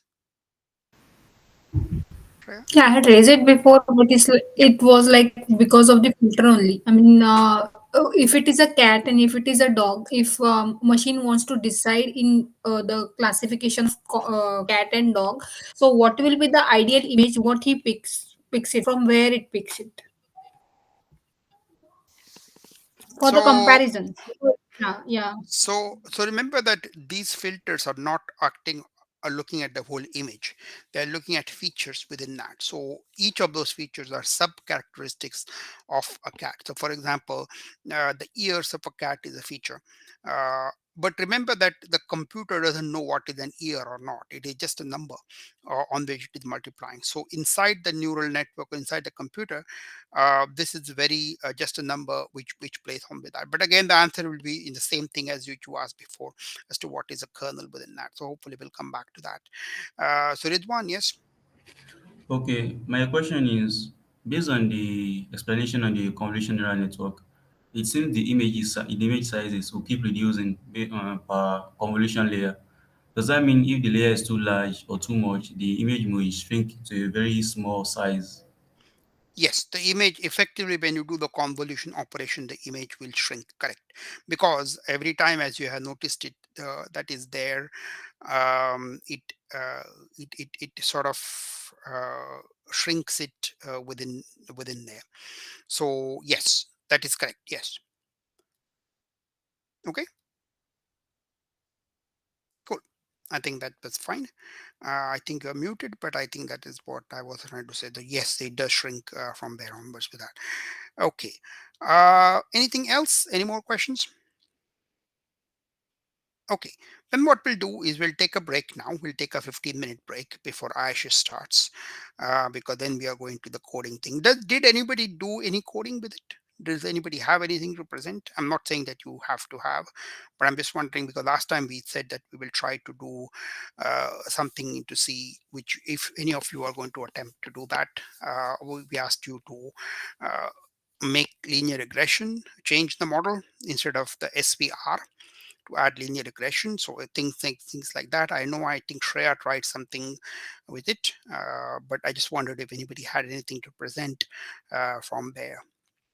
If not, it's fine. She will do the classification, but I just wondered if that were the case with that, because we do want you to try the code, because I think that ultimately that would be the goal for us, that you are learning both the sort of the concepts and the code in parallel, which is what we're trying to do.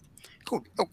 I submitted my work to Aisha Oh, on good. Friday. Thanks. Yeah. Excellent. Excellent. Thank you, Sonal. Very good. Very good.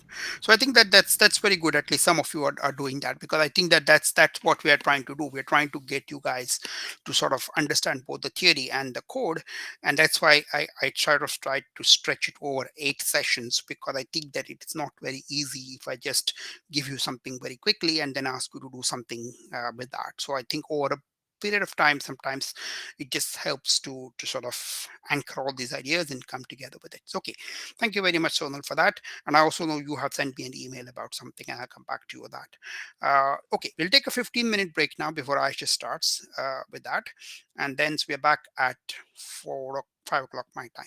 Okay, thanks. Yeah.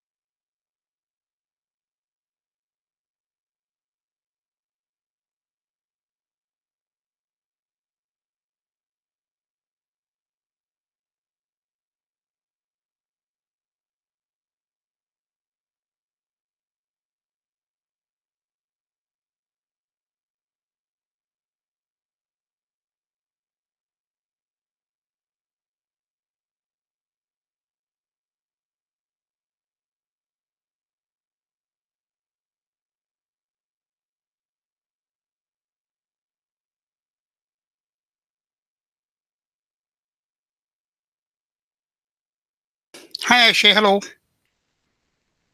Hi, Ajit. Hi, good. So I just gave them a bit of a break before you start. So Okay. again, we'll do the same thing. We'll explain the code, give them some time to do. So I think you can start at 5 o'clock. So I Okay. gave them a bit of a break with that. So let's go. Yeah. Yes, sure. And while you're here, have a look at the email that Fabrizio has sent about the Formula One thing. Yes, Okay. because I need to send it to Peter now on Monday. Well, half my problem this week was because Peter was away, and now he's back, and I think everything will start moving from there onwards with that. But yeah, and also I'm in India, and we need to talk about that as well. Yes. And also, what's his name? Francesco, Francesco Yes. also, because he's now moved to King's College from MATLAB, Mm-hmm. and he can only do that time with it. But it's good because I think we will meet him because he's also quite interested in this whole methodology which we are developing for that.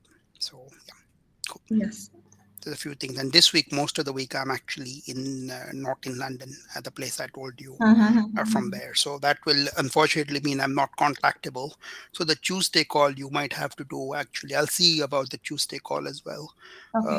with No these problem. guys. But I think that one you can handle quite well. I mean, John's quite good anyway. Yeah, Oh, I also, I mean, talk to them, so yeah. I think they should be fine. Yeah, good.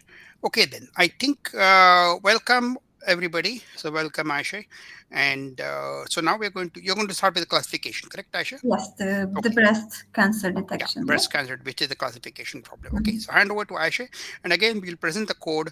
Sonal has sent some code to you. I think that she has done something from last time, which is great. So I think that there's a few people who have attempted to do this. So this is good, and we'll have a look at that. And other than that, yeah, you can start again. We'll present the code, give them some time, and then we'll come back. Yes. Now I will just share the code on the chat as well. So So everyone. the code is already on the Slack, but Yes. you also share it here on the chat as well. It's the same code, yes, which I shared on Slack. And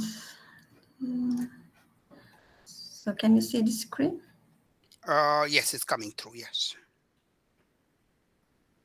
Yeah. Okay.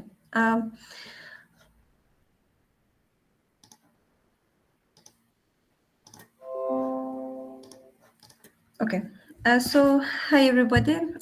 Today we are going to look at the classification problem, and we are going to use the breast cancer database from the scikit-learn. And our goal is to create a classification model to diagnose if this is the cancer or it is not a cancer. So as you're familiar with this format, again, we're starting with importing the packages, pandas, scikit-learn, and the database from the scikit-learn, load cancer, breast cancer. We are importing the other packages, preprocessing, matplotlib, numpy, train and test split. Then we are importing the model, support vector classification from scikit-learn. And then we are importing the grid search package from scikit-learn to for the hyperparameter tuning to find the best optimal parameters, and the metrics from scikit-learn. And here, this notebook also has the same outline, like we are trying to get the data, analyze the data, do the pre-processing, train the data, evaluate the data, and find the optimal parameters and try to improve the model. The only difference is we are defining the main function, and then we are calling the function in the end of the notebook, and we are printing all the result in the end of the notebook. And here we define the main function, and inside the main function we are defining the other functions as well. We will see shortly. And in the main function, first of all, we are getting the data. We are loading the cancer data set, and then we are storing the inputs for in the cancer data X, and we are storing the targets values in the cancer data Y, and the features as features. And then we are printing the features here. The features in the data sets are this will print. And then the same outline, we are using the plot, and we are creating the graphs. We are plotting the graphs to understand the data. And to do that, we are using a plot data function, which is defined in the step 3, plot the graphs. So we are calling the plot data function here. And we are providing the cancer data X, cancer data Y, and the features. After plotting the functions, the second function we are calling is the remove outliers function. And it returns us a cancer data X and cancer data Y. And we are defining the remove outliers function here, step 4. And you can see the remove outliers function here. So here what we are doing is we are dropping the missing values if there is any. And let's go back to main function. So we plot the data, we remove the outliers, and the next one is the preprocessing the data. And let's look at, we are calling the preprocess function here, and let's look at what we are doing in the preprocessing. So this is the preprocessing data. So here we are normalizing the data by calling the scale numeric function, which is defined here. And we are using the standard scalar function to normalize the data. And after getting the normalized transform data, we are using the train and test split from the scikit-learn to split the data set into the train and test data set. And then this function returns us xtrain, ytrain, xtrain, and ytest. And they will be stored as here in the main function. So as a recap, we plot the data, remove the outliers, do the standard scalar to normalize the data, split the data set into the train and test. And the next step is defining the baseline model. So here we are using the SVC. This is the support vector classification, and this will be our baseline model and saved as model. And then we are training the model. And to do that, we are using a train function. We are calling the train function here. So we are providing the SVC model, xtrain, ytrain. And let's look at what we are doing in the train model. So all we do is we are providing all the details and we fit the model, and it returns us a trained model. So once we have the trained model, the next step is evaluating the model. And to do that, we are calling the evaluate function here. Let's look at the evaluate function in the step 6, evaluate model. So we are providing the details, and we have the trained model, and we are using the X test, and we are getting the predicted values. And then we are calling the confusion matrix and accuracy score. And then we are printing the results of the confusion matrix and the accuracy in the evaluate function. So let's go back to main function. We had the trained model and we evaluated the trained model. And now we want to improve the model. So to do that, we are calling the optimize models function.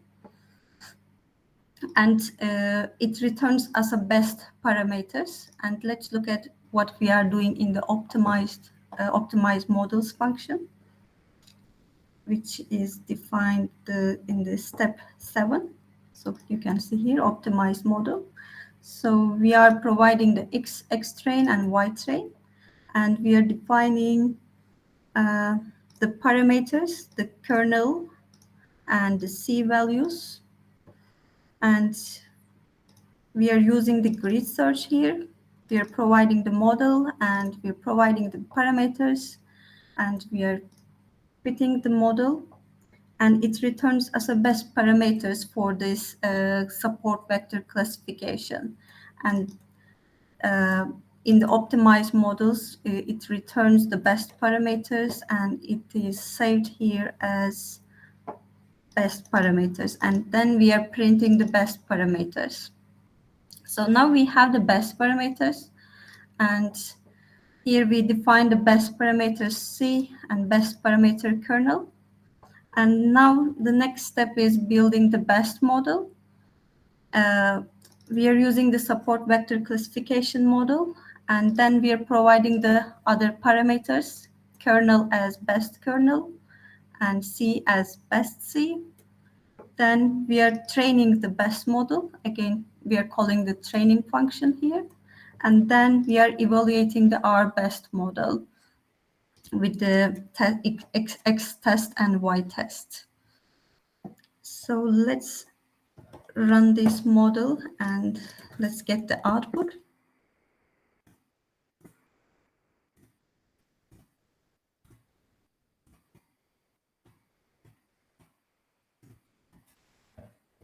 So as a recap, we have the main function, and in the main function, we are calling the other function, the plot data, remove outliers, preprocess, train function, evaluate function, and optimize models function. All the functions are defined separately here.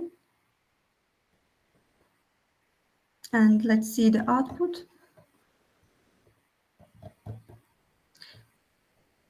So here we printed the features in the data sets are those features. Then we had the plots using the Seaborn. And then we are printing the model performance. If you remember, we called the confusion matrix and accuracy. So this is the result for our baseline model. And then we use the optimized model. We get the find the optimal parameters, and based on the optimal parameters, we built our best model, and we get the result for the best model. So this is actually very much similar with the regression problem, just that we have just one main function, and then we are calling all the functions in the end. So this is the end of the presentation. So now we are, you can look at this notebook, and again, if you have any question, you can ask us like 15 to 20 minutes later. Yes, Farid, do you have a question now? Yeah. So last week we used dummy classifier. So can you just summarize the difference between that and what we're doing this week? It was in the scikit-learn.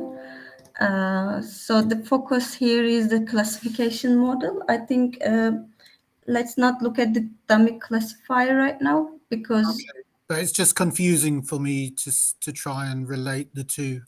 Why is it confusing? Sorry. No, it's just that is it just that instead of the dummy classifier, we're using a classifier from scikit-learn? Is that the difference? So the dummy classifier is the one from scikit-learn, as far as I recollected. Yes. Yeah. So dummy classifier is the same thing. It is the same one from scikit-learn.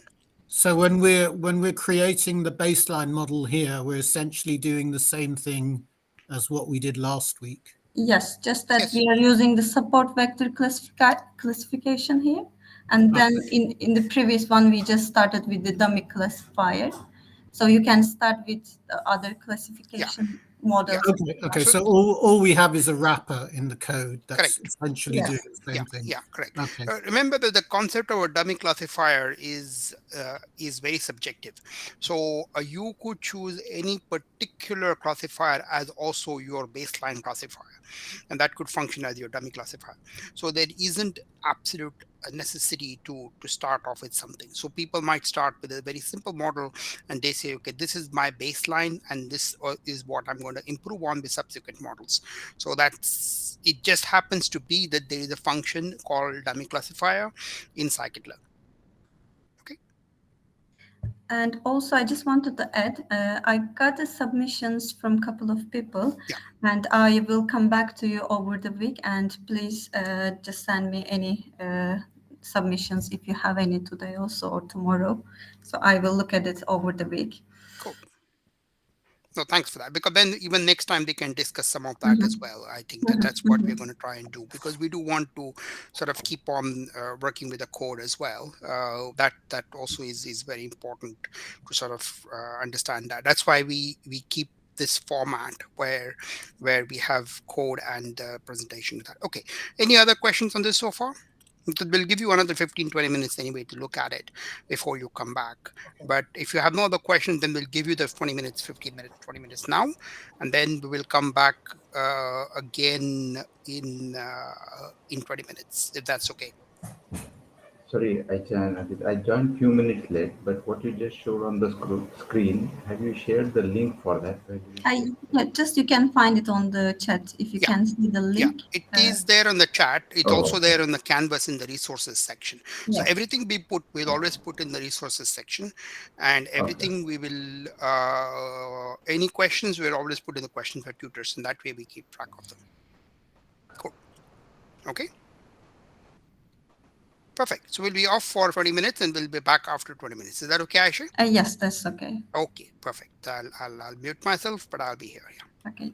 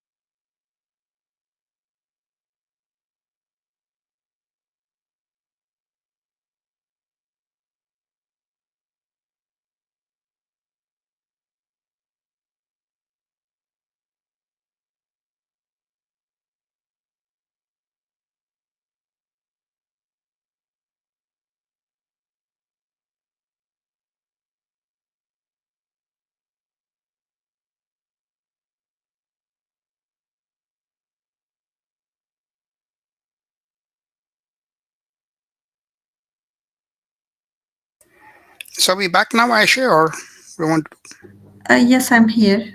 Okay, so I think if people have any questions, we can address that. So any questions on this so far? And also, Aisha and I were discussing what we can share with you. Okay, so sorry, Sonal, yes, please, yeah. Yeah, my question is like when we look at the correlation matrix when we are plotting the data, we see that there are so many other terms that are also highly correlated. How do we handle that? Like we didn't do anything specific related to that in this problem, but maybe it's not required for this particular data set. But like in real life, how do you suggest we handle those correlations?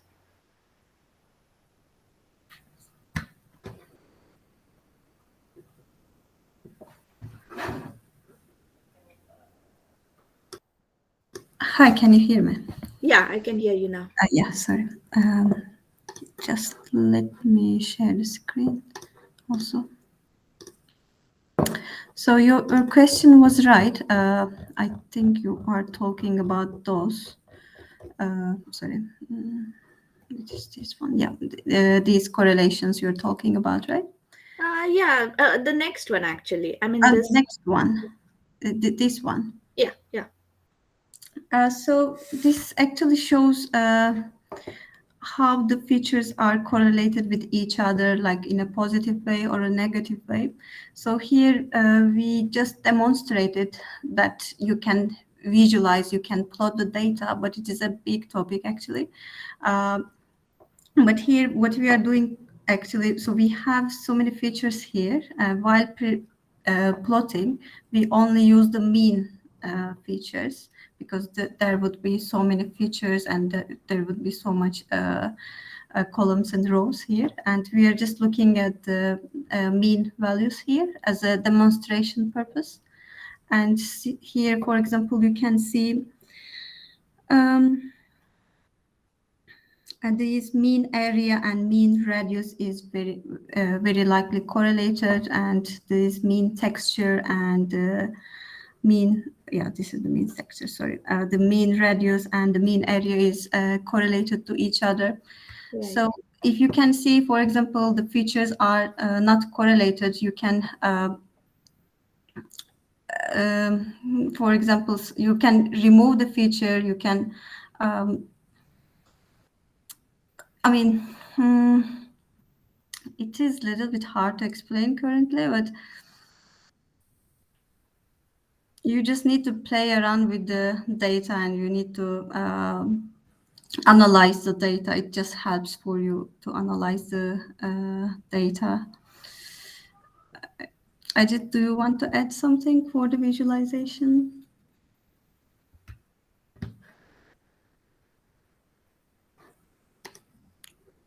We can't hear you if you are talking. Sorry, I was muted. Were you talking to me? Or? So yes, I was asking you, do you want to add something for the visualization actually, like how we are dealing with all the features? So, No, sorry, I got distracted a little bit. I didn't want to add anything because I was not listening to it. I oh yes, was muted. Yeah, sorry about that. that's fine. Yeah, I actually made my sound 0 as well, so I couldn't hear anything at all. Okay. But that was my side. So yeah, so I'll go with whatever you said. It's fine. Yeah. Okay. So I think let me come back to you with the blog post or some videos to explain you, Yeah. because it is a big topic and it's not easy to explain in a couple of minutes. So I think it's better if I can send you some resources so that you can go through with them. Sure, sure. I appreciate that. Yeah. I don't mind any pointers Yes. there, and I understand it could be an elaborate topic. Thank you so much. Yes, Sure. you're Thanks. welcome. Yeah. Okay, Farid, yes, please. Yeah. Sorry, just unmuting. Can you go over what's going on in the code where you're calculating the best parameters? Yep. Oh, this one? The step 7. Yeah. Or in the main function. Well, the main function just calls it, doesn't it? So yes, I'm more interested in what's going on here because I don't entirely understand it. I mean, That's partly the point. What we're trying to say is that maybe even in the short duration we have now, or even over the week, try and run it and try to see, understand it, and post detailed questions about No, that. but I for think that's example, the- these coefficients that you've got, are these just random coefficients you've selected, or are they being Parameters, you mean? sorry, parameters? Could you just Yes. could you just explain that line, parameters equals? Yes, I think it is better to explain here because it's coming from how we are using and how we are implementing the grid search. And here you can look at what parameters we can give to the grid search, and we can see the estimators, the parameter grid scoring, and all sort of things, and which we are defining the kernel. And let's look at the kernel here. Where was that?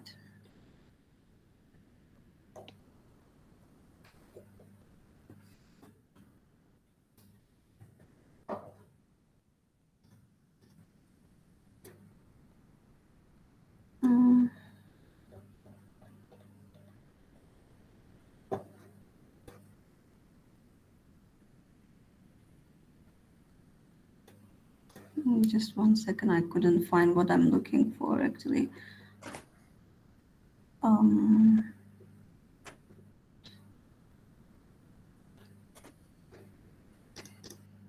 So let me show from here. As a kernel, the grid search can take the linear and or different kernel types. Sorry, if I find what I'm looking for, actually, I will send you more details. Or as a C parameter, it can take some variable, like some numbers, 1, 10, 20, or whatever. And there is an explanation of what those kernels and what those linear, what is RBF, or what is one value, or what is 10 representing for C. So here actually we are just giving as a kernel, only we are defining the RBF. And as a C, we are saying that take 1, take 5, and take 10, and try to find what is the best kernel and what is the best C for our model, which is the SVC model. So is that the range of the C? Is that a range, or what is it? Yes, so I just couldn't find what I'm looking for. If I can find it, I will send you. Okay, thank you. So, yes. I mean, you don't. It's just it's confusing Yes, me. yes. So Sorry. I can look it up. I can look it up myself. No. It's just coming from the support vector classification model. Okay. And for example, the C is a floor and default is 1. So it is a regularization parameter. Okay. And the kernel is specify the kernel type and to be used in the algorithm. So the kernel could be linear, poly, RBF, and to look more about what those are, we need to look for each of them, what is actually, it's just coming from here. And as our baseline model can take these parameters, and grid search helps us what is the best parameter, what is the best C for us, or what is the best kernel for us. So you can just update these parameters. You can add the different kernel types and different C types, and you can see what it will be the best parameter for you. Just print the best parameters, and you can still improve your model by adding or changing the kernel type. Okay. C. Thank you. Let me just post this one so that.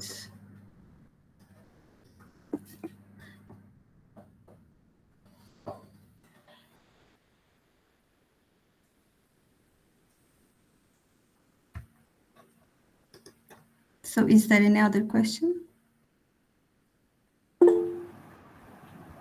Yes? Hello? Yeah. Can you explain, I don't know, it may be a silly question, but the type 1 error and type 2 error I read somewhere in the Oh, yes. description. Okay, actually, these are coming from the matrix, scikit-learn matrix.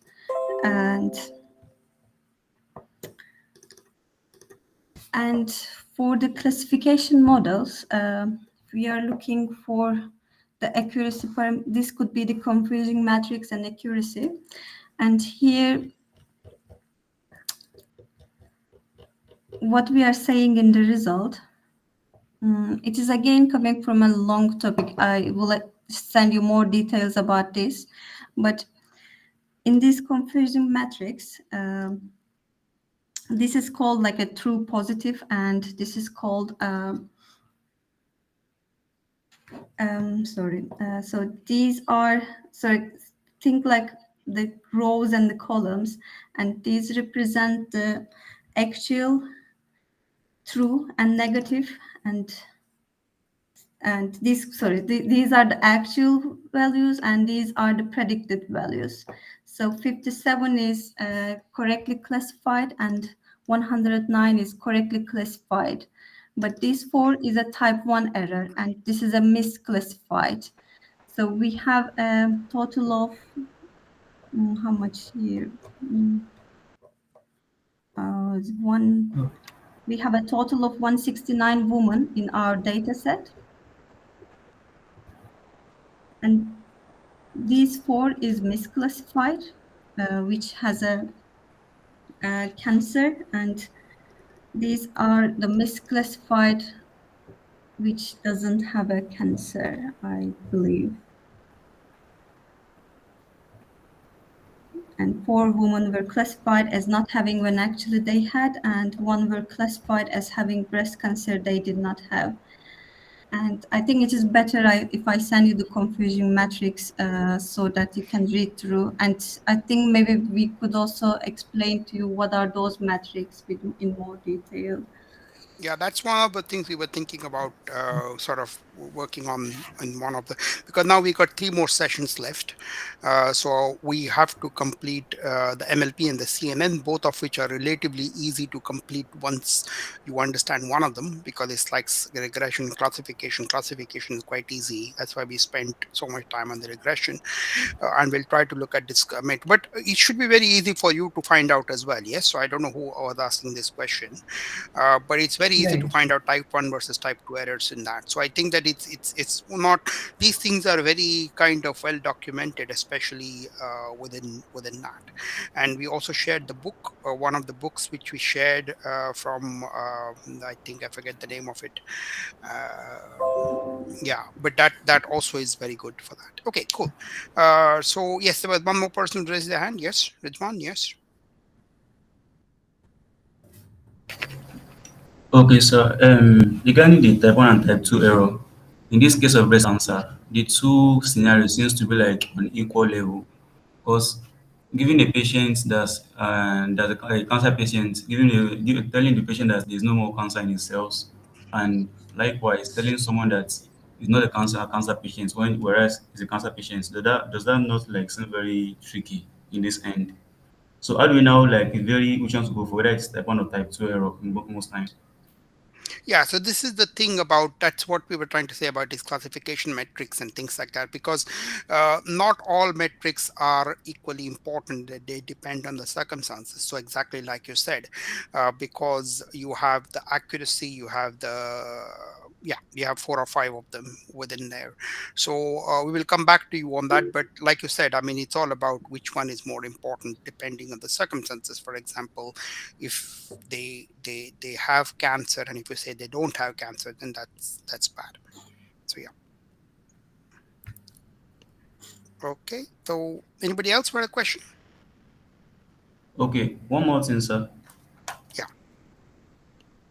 Regarding Yeah. support vector machines, and according to an article that I read, that they seems to be computationally expensive when the data set is large. And I just want to confirm, is it so? Because according to the code, SVM happens to perform very well on the data set.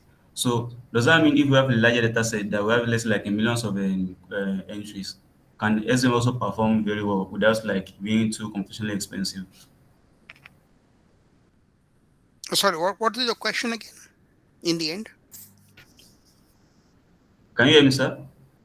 yeah, I can hear you. Yeah, but I couldn't get the exact question. Okay, it's given support vector machines. Can it also be applied for a data set with large entries, let's say like millions of entries? Because I once read that the SVM is somehow computationally expensive. So I'm just asking, can it also be applied to a very large data set since it's computationally expensive? Again, we will come back to you on that. But when we say computationally expensive, did you have any kind of see, nowadays computationally expensive is very relative term, yes, because I mean people have GPUs, people have CPUs, people have multiple nodes, people have big data, and so on and so forth. So I guess the question is if the only thing with SVM is the additional kernel operation, but again, we'll post it there. We'll come back to you on that. Yeah.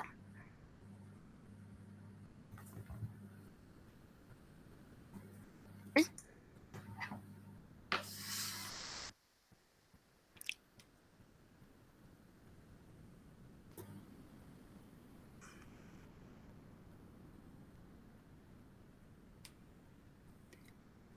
Okay. Any more questions?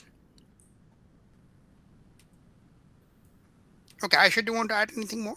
No, I just made a note of the classification matrix. I already posted some links, but I will have a look at it. And I will also look at how to deal with the data and the plotting and visualizing. I will come back to these questions. Yeah. I will put these things. I'll just copy and paste all these things into the discussion section so that we can maintain a track of them as we go along. Okay, good.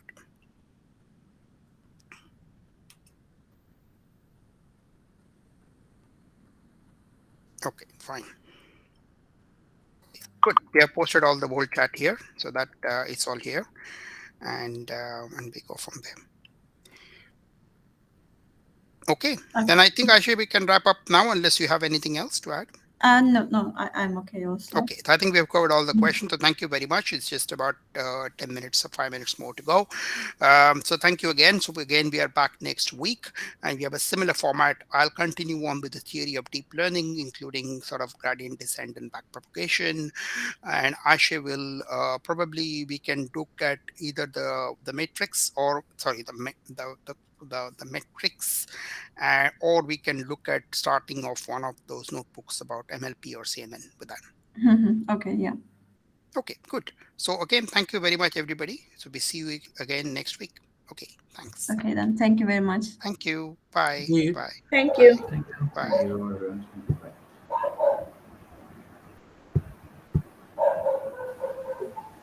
Thank you, sir. Sorry?